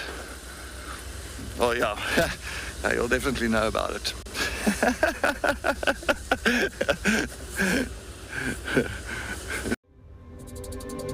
All things bright and beautiful. All creatures great and small. All things wise and wonderful. WildEarth will see it all. Each little flower that opens. Each river that does flow. Join us to celebrate World Environment Day for a very special safari show. We want to hear from our WildEarth kids this World Environment Day. You are the future protectors of our planet, and we want to help you understand what needs to be preserved. We saw a termite mound. We got to see a lot of unique animals. Some trees are male and female. That's pretty cool, right? A whole lot of different creatures. It was amazing that we could ask questions. Kids, send in your questions for our special World Environment Day safari on June the 5th. It was so cool. I am really bumbling slowly up this road. I'm looking at every corner and every shady area, or not shady area, but dark area, yeah. And just to make sure I'm not going to miss anything, yeah.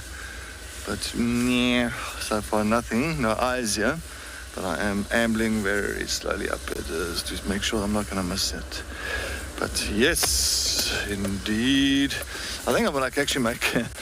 If it does, I'll wash my hair with Devil's Thorn. I'm thinking about it and wash it. But I'm going to leave my fringe. So I'm not going to wash my fringe. So if my hair does fall out, at least I've still got a fringe. Like just the front part. That will agree with that one.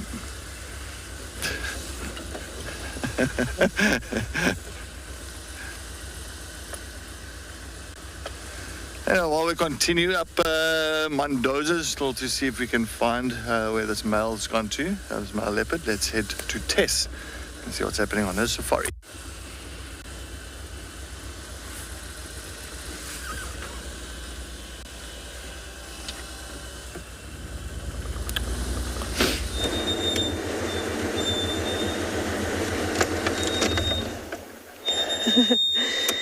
Sounds exciting, Cedric. I've just bumped into a hyena on Gari, Maine, on my way back around towards Twin Dams Road, so I can head up to Gari Dam.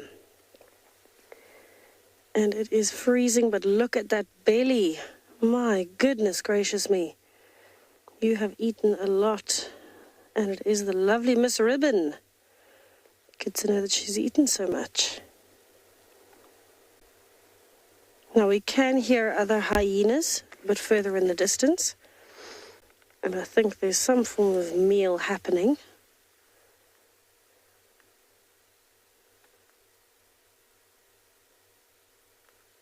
So somewhere somebody got some really good food in.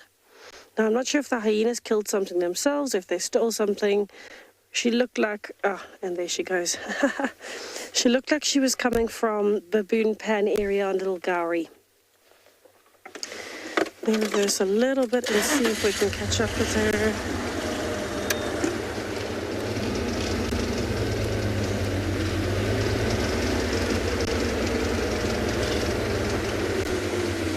No, she's gone in. Gone.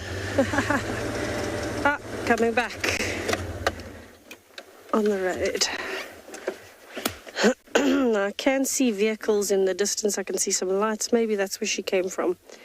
Something or the other was definitely killed, and she has a full belly. So I wonder if they've perhaps been following those wild dogs. I know Tlalamba had a kill on Little Gowrie. Maybe they got the remains of that. But Ribbon has certainly eaten enough that she looks like she doesn't need a meal for another week. And this is really good because her boys are getting very big now and they need quite a high quantity of milk.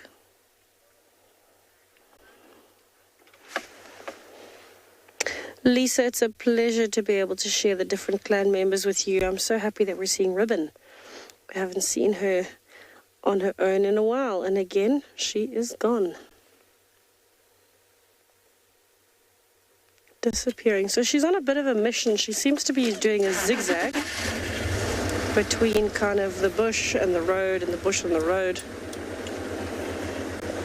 But I do want to just see where she came from, because chances are there might be others, or even the other predator, whatever they stole something from. If they stole something, if they killed something, maybe the other hyenas are still around. But we could hear some more. So maybe they're around here somewhere. Oh,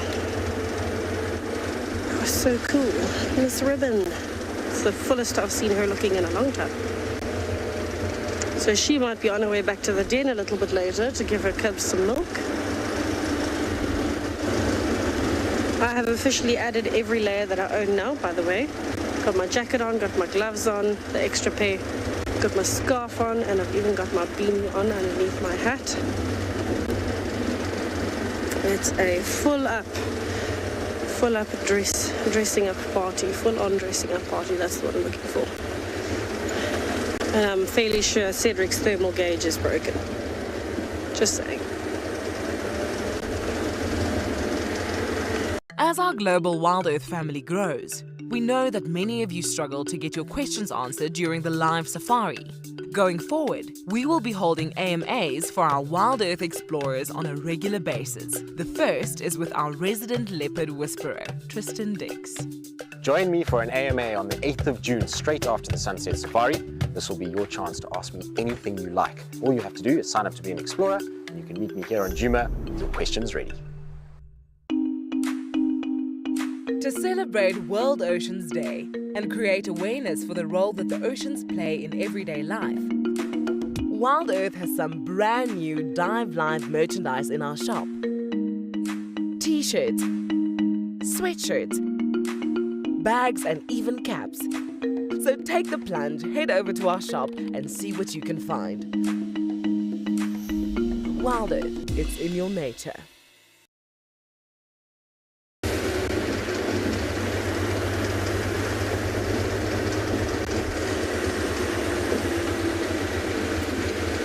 So I'm just checking very carefully along twin dams and into the drainage line, and that is exactly why. I got so excited, I thought it was a leopard. It's a nyala. That's so funny.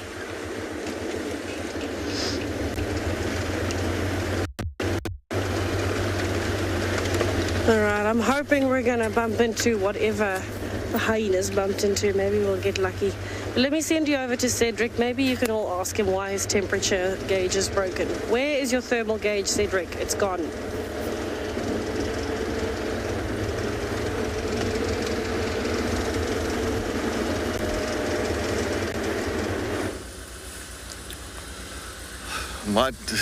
My temperature gauge, like what for me, like Rusty's temperature gauge is also broken.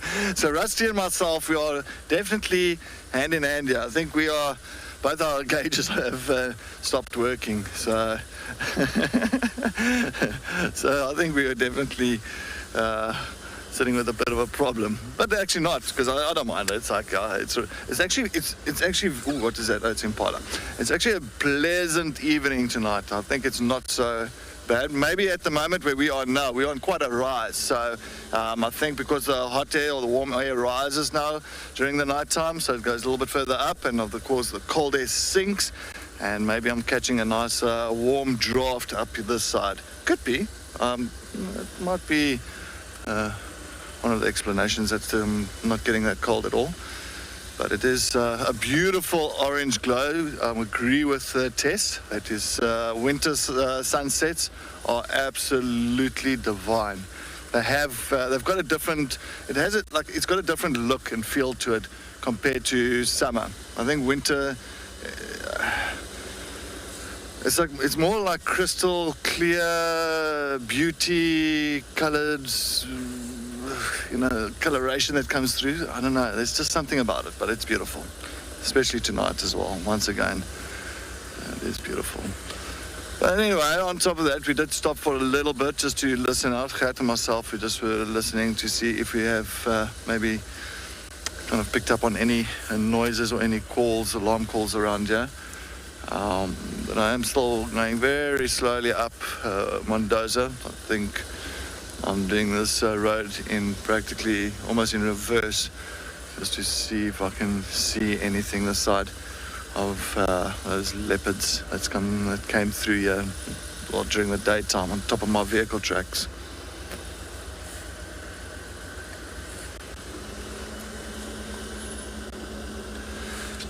Gabriella, good evening. Devil's Thorn, if I'm not mistaken, I think Devil's Thorn is as well that you can actually you can take it and digest the leaves. If I'm not mistaken, I can look that up for you. I know it's not poisonous, so it's not toxic at all. But I think you can use it maybe for like stomach cramps or something, like stomach pains, stomach cramps.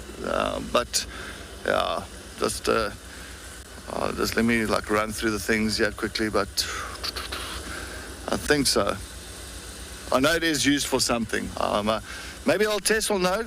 Let's send that question to Tess. I think maybe she can give us an answer on the medicinal side of the Devil's Thorn. I'll give you the toiletry side of it.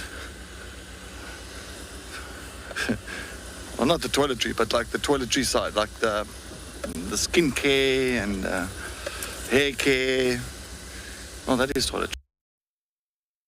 Should be right. Anyway, let's go to Impala Plains. Let's go take a look. But yes, thank you for that question. I got my brain working there.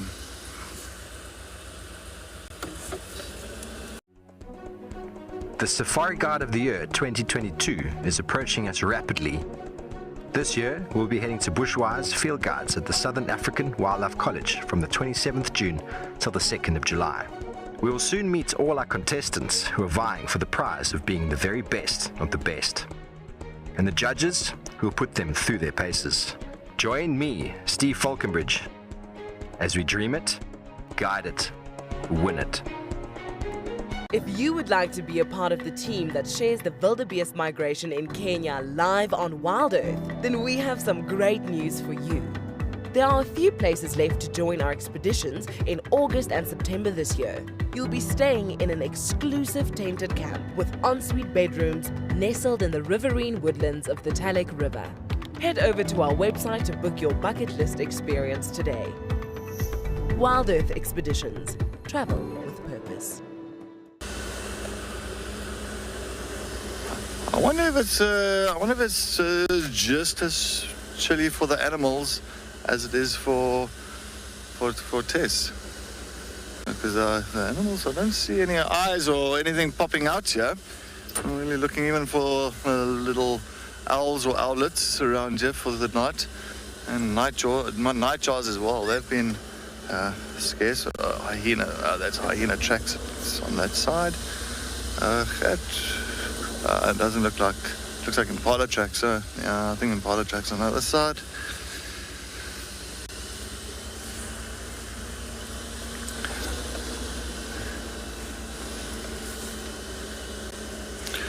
I think while we continue towards Impala Plains, and yeah, well, it's quite warm where I am now at the moment, let's go head to Tess to see if she is coping with the cold.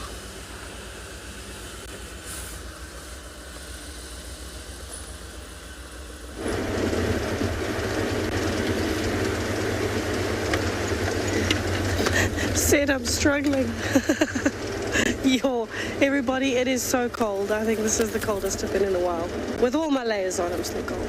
But thank you for passing on the strange question to me, Seth. I'm just joking. It's not a strange question. It's actually a very good one. And in fact, there are some very good medicinal uses for a devil's thorn. So like I said earlier, I like to use it as soap. That one I'm familiar with. It's actually got antiseptic properties. So that's probably the main thing that it's used for. It's got a steroid in the leaves that when mixed with water and rubbed, the rubbing motion is what causes it to foam. That steroid is activated, causing the foaminess, and that steroid is an antiseptic. So you can use it as a substitute for soap and as an antiseptic to clean wounds and things if you're in the bush. That's probably the main one. But the weirder one, which probably not as many people know, is that it is used to cause dilation in labor. So essentially, if you mix the leaves with water, because the leaves are, actually you could eat them substitute, but if you mix water and drink it after it's had a while to sit, it causes dilation in labor. And it can actually also help with constipation. So all in all, it seems to open things up. That's probably a good way to put it. But yes, some very strange uses of the devil's thorn. It's also believed to bring you good luck if you bath in it. So if you put it in your bath water and have a nice soak, it's supposed to bring you good luck. And this is traditionally used by men before they go hunting. But anyway, that is the breakdown of the good old devil's thorn. I've never used it as a moisturizer, said. I know you can use it as a sunblock in some instances if you make it into a bit of a mixture. I certainly wouldn't use it as a shampoo or a conditioner, but being a substitute for soap, you can see how that would make sense. However, said, a flaw in your logic. If it can be used as soap, it's usually not a very good moisturizer because soap actually dries your skin out, as does antiseptic. So it might clean your skin. I don't think it would be a very good moisturizer though. But that's alright. I'm the one who's more into skincare anyway. Having done quite a bit of health and wellness and skincare and anti-aging stuff myself. Not that I've gone for any weird procedures, anyone, just to calm everybody down. I was in that industry. Kind of, yeah, am in that industry as well.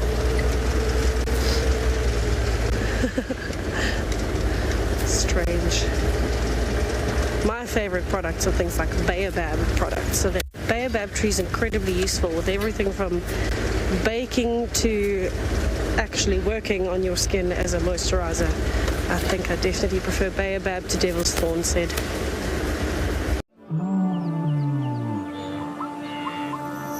We only have one Earth. This phrase highlights the challenges of collective action between nations. It emphasizes the great test of our time. Achieving environmental change cannot be met by countries acting alone. Head over to the WildEarth shop to buy your Only One Earth merchandise and create awareness for global change this World Environment Day. This is amazing, and now she's headed towards the elephants. Yeah, Here comes the male behind us. This is the male lion coming over here. The elephants are huddled up to protect the young ones in the middle, and he's going after that girl. And they are the buffalo going after the lion and the lioness. They're still going after them. Look at that guy charging. Hey!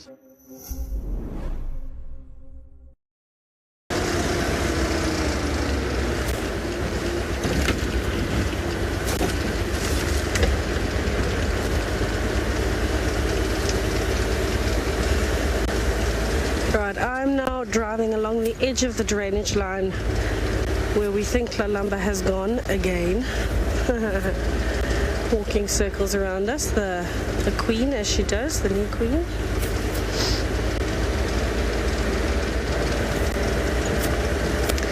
Kristen, I'm so sorry, I only got half of your question because I accidentally turned the volume down on my radio. Sorry, Gwen. I know it was about fruits and what they taste like, but which ones? Because they all taste very different. Something like a sour plum or a jacket plum are very, very sour, as the name suggests. Something like guari is actually quite sweet, and they smell sweet too. Ah, baobab fruit. Baobab fruit, I believe, is quite sweet. I've never actually eaten the fruit of a baobab, but the different parts of it have different uses. I should imagine the inner core of the fruit is not so good. You can actually use that as a kind of cream of tartar substitute for baking. But the fruit itself, I believe, is quite sweet. I have had baobab jelly. That was quite nice. But I believe baobab fruits are quite sweet.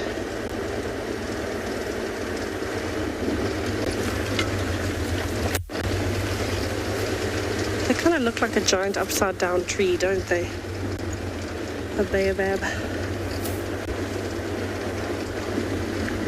Oh, we hit a warm patch. I'm going to stay here. Wow. That is so nice. Goodness me.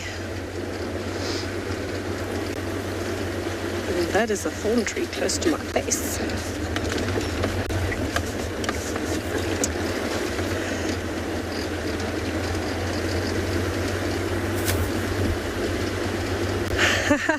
Spice, the best moisturizer in the bush. Goodness. Probably I would almost say something like aloe because of the gel. The gel is very sticky but very, very, very water-based. So it has a lot more liquid than most other things. So I should imagine if you put a whole blob of aloe vera gel all over your body, it would probably stay there for quite an amount of time because it's so sticky. But baobab, I suppose, would be a good substitute. It's just you'd have to make it into a mixture where aloe vera, you could cut off a leaf. It's got that gel substance on the inside, so it's very jelly-like. And you can kind of just cut the external leaf off and apply that straight to burns. You can put it on your skin, on your lips. It's very bitter though, so I wouldn't recommend tasting it unless you want to stop biting your nails. Put it on your nail beds. Quite a strange one.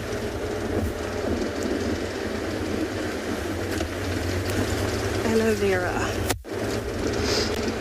Sorry, my nose is starting to act up a little because it's the cold. Because it's so cold.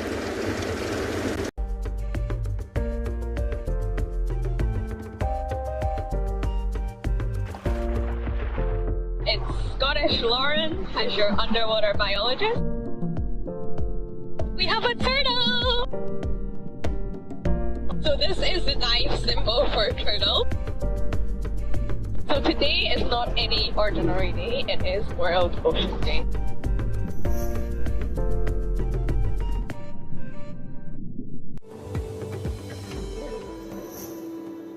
Hello everyone from sunny Namibia. My name is Cameron Pierce and this year I'll be representing Ongava Game Reserve at the Safari Guide of the Year 2022 edition.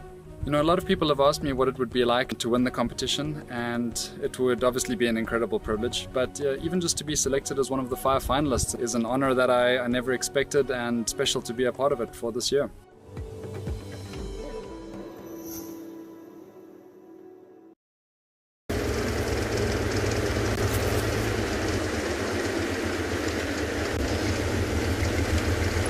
I literally feel like I could stop and sniff potato bush all day. I know that sounds really weird and I'm sorry, but wow, it smells so good.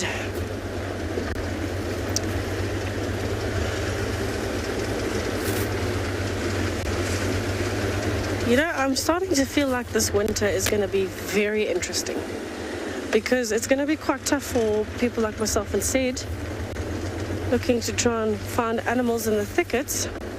For the animals, they've got a lot of vegetation, but it is a lot colder than it normally is. So I feel like we're in for a very frosty winter. We might all struggle with that. Maybe Sid will put long pants on. Oh my goodness. Okay, speaking of, let's go to him and see what he thinks of that idea, because I don't know if he's actually going to do it, but I think he should.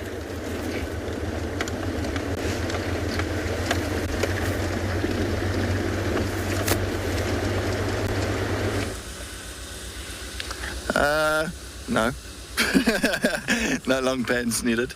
But the funny thing about that devil's thorn you were talking about, I did not know this part, but where you can actually, before the men go hunting, they actually put the devil's thorn plant inside of the bath. So you bath with the leaves. But I'm wondering, what about the thorn? Do you leave the thorn on those stems with the leaves? Because you can imagine climbing into a bath and you go and sit on one of those devil thorn seeds. I think your hunting expedition right there would be starting off with quite a poke. Yeah, it won't be a pleasant one. But hopefully you take those seeds out before you put those leaves and the rest of the plant in the bath. You never know. But yes, I think it is quite cool. Look, I think I've experienced January. June, this time of the year with cold weather, definitely. I remember 2012, 2013, this time of the year, June, it was bitter cold. That's the time as well when we had our floods around in this area, in the northern Sabi Sands. And it was quite chilly.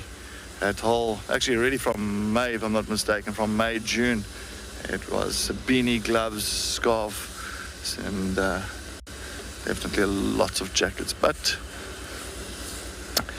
I'm still searching. Yeah, it is definitely not too much happening with this cold weather around at the moment. I don't see anything. I haven't seen any eyes yet.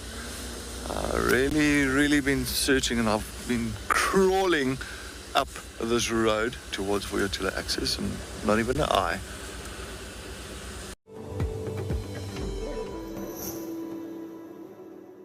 My name's Liam Henderson. I'm a guide at the Homestead Lodge on Nambiti Private Game Reserve in KwaZulu-Natal. I think Safari Guide of the Year is a great competition to be a part of. I'm somewhat nervous for the tracking part of the competition, as being in KZN now, haven't been exposed to the low-felt animals and tracks and signs that are so apparent up there.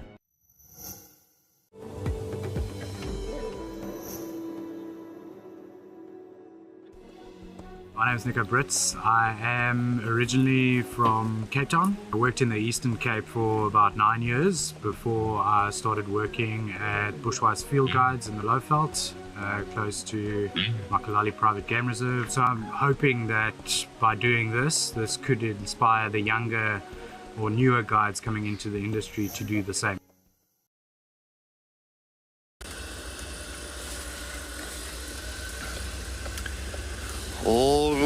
Okay, we're coming up to Vuyatula access. As I said, I crawled up Mamboza, Impala Plains. A lot of Impala eyes, definitely. But I haven't even seen a flutter of an owl coming past us. Oh wait, we got a chameleon. Is it a chameleon? Is it a chameleon? I think it might not be a chameleon. Well, let's just take a look. It's a bit difficult to see. I'm going to put my light off there and see with the infrared. Maybe we are lucky with a chameleon. I don't think so. I've just got a feeling it's not a chameleon. No. Is it? It might be tucked. Oh, it is. There is his eye. It is a chameleon. Oh, hello. Very good. Very nice. Hello, chicken nugget. Yeah, there he is. Yeah, of course. Nice just to see a chameleon for the night. It's yeah, they have been hiding quite a bit because of this cold weather. As you can see, that one is fast asleep. The eye is not even moving, and he's tucked and kind of really puffed out just to keep warm. And I think for the night, or for pretty much this winter coming through, not too much insects around for them at the moment. So that's why we don't see them. They really go into, as you can almost see this, like this one, they almost go like a little bit further and deeper into the bushes just to take cover and stay out of sight and stay out of the cold as well. Oh, his eyes open. Hello, you're awake, kind of, half. But you can just barely see him or her.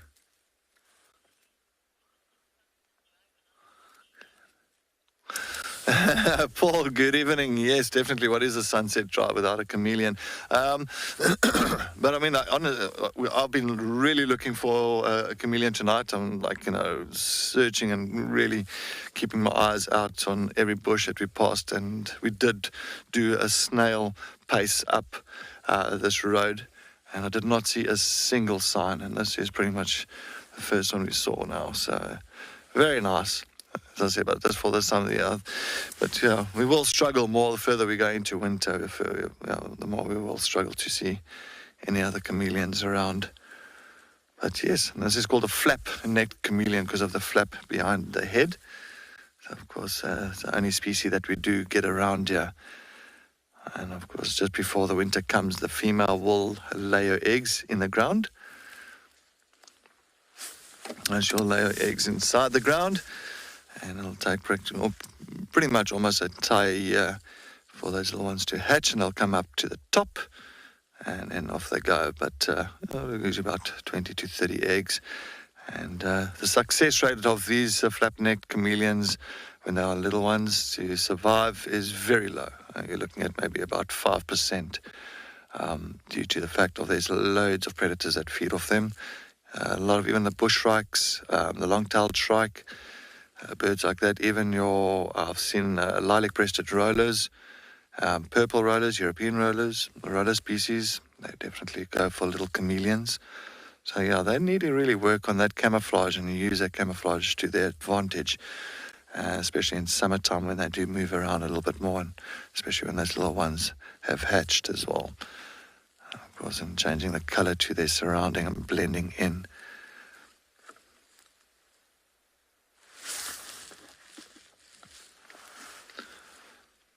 It looks like that one's got like a sad face. Almost looks like he's got an upside down smile.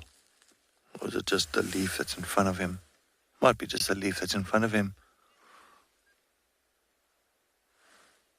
Maybe he's like, oh man, they just caught me. Oh, they just busted me.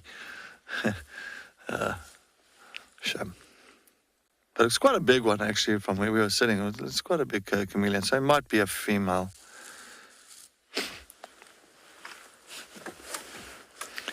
Pauline, good evening. Yes, thank you very much for the comment, and thank you for joining us on our sunset safari this evening, today, Pauline.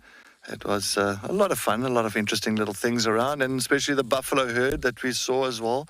We don't get to see buffalo herds often, so that was really magical to see that. And of course elephants, and of course Tess had the hyenas, and yes, Chris in Pridelands.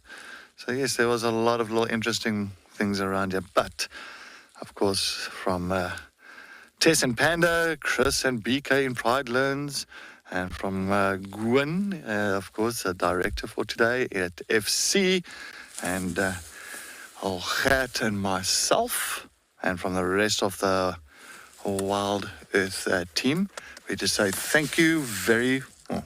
Just knock my earpiece out. Thank you very much. And you guys must have a fantastic day or night further. And hopefully we will see you tomorrow on our sunrise safari. And I'm hoping it's not going to be that cold tomorrow. I'm sure I'll be with shorts again. Have a wonderful evening, everybody.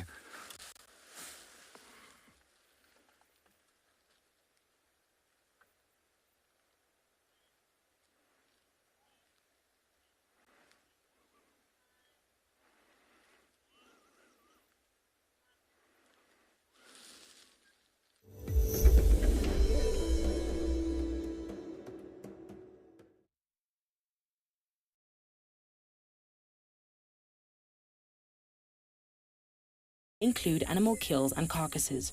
Viewer discretion is advised.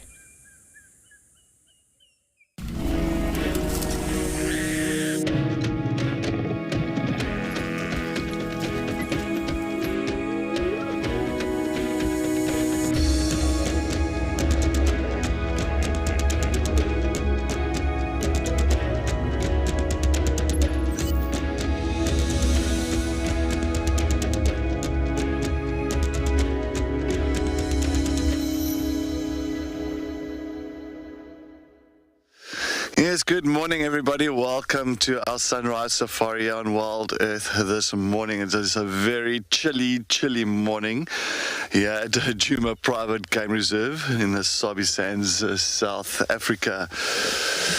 Good morning, everybody. My name is Cedric Dahl, and behind the camera this morning with me, we've got Gert on Rusty. And of course, on Wendy, we will have Tess and Panda, and in Pridelands, we'll have Chris and BK.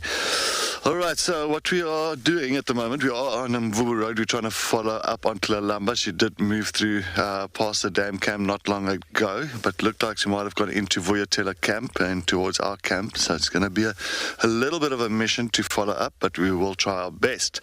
But as you can see, we are live. We are interactive this morning. So please go on to our social media platform, #WildEarth. You send any of your comments, suggestions, or questions to us, or just go to our website, wildearth.tv, and go onto our channel page, and just make sure that you do register with us. And all the kids under the age of 18 years old, please just pop us an email at kidsquestions@wildearth.tv.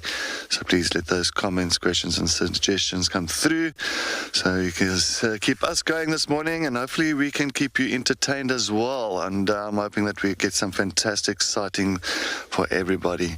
And as I say, it's quite a chilly morning, and yes, we all got so many layers on, and beanies and gloves, and thousands of jackets and fleeces all underneath other jackets and fleeces and scarves. So everything's on us at the moment.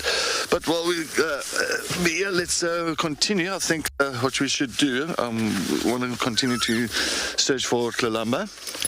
And let's see if we can locate her. It sounds like there's birds calling towards Vuyatela camp. I saw her tracks going into the camp itself. So as I said, it is going to be a little bit difficult to follow up that site. So yes, let's see what's happening. But yes, please let us know what you're looking for this morning. Let us give us some suggestions. I'm hoping that we can find whatever you are keen for. Definitely, maybe some wild dogs this morning would be fantastic if we can get some doggy doos around here.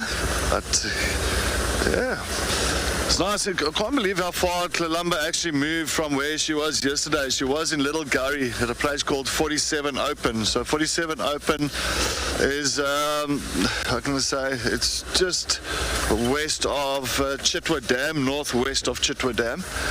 And she was in that block with a kill with her 2 cubs, and well, clearly she has finished, or she lost the kill. Not too sure what happened, but she's moved all the way up to, of course, her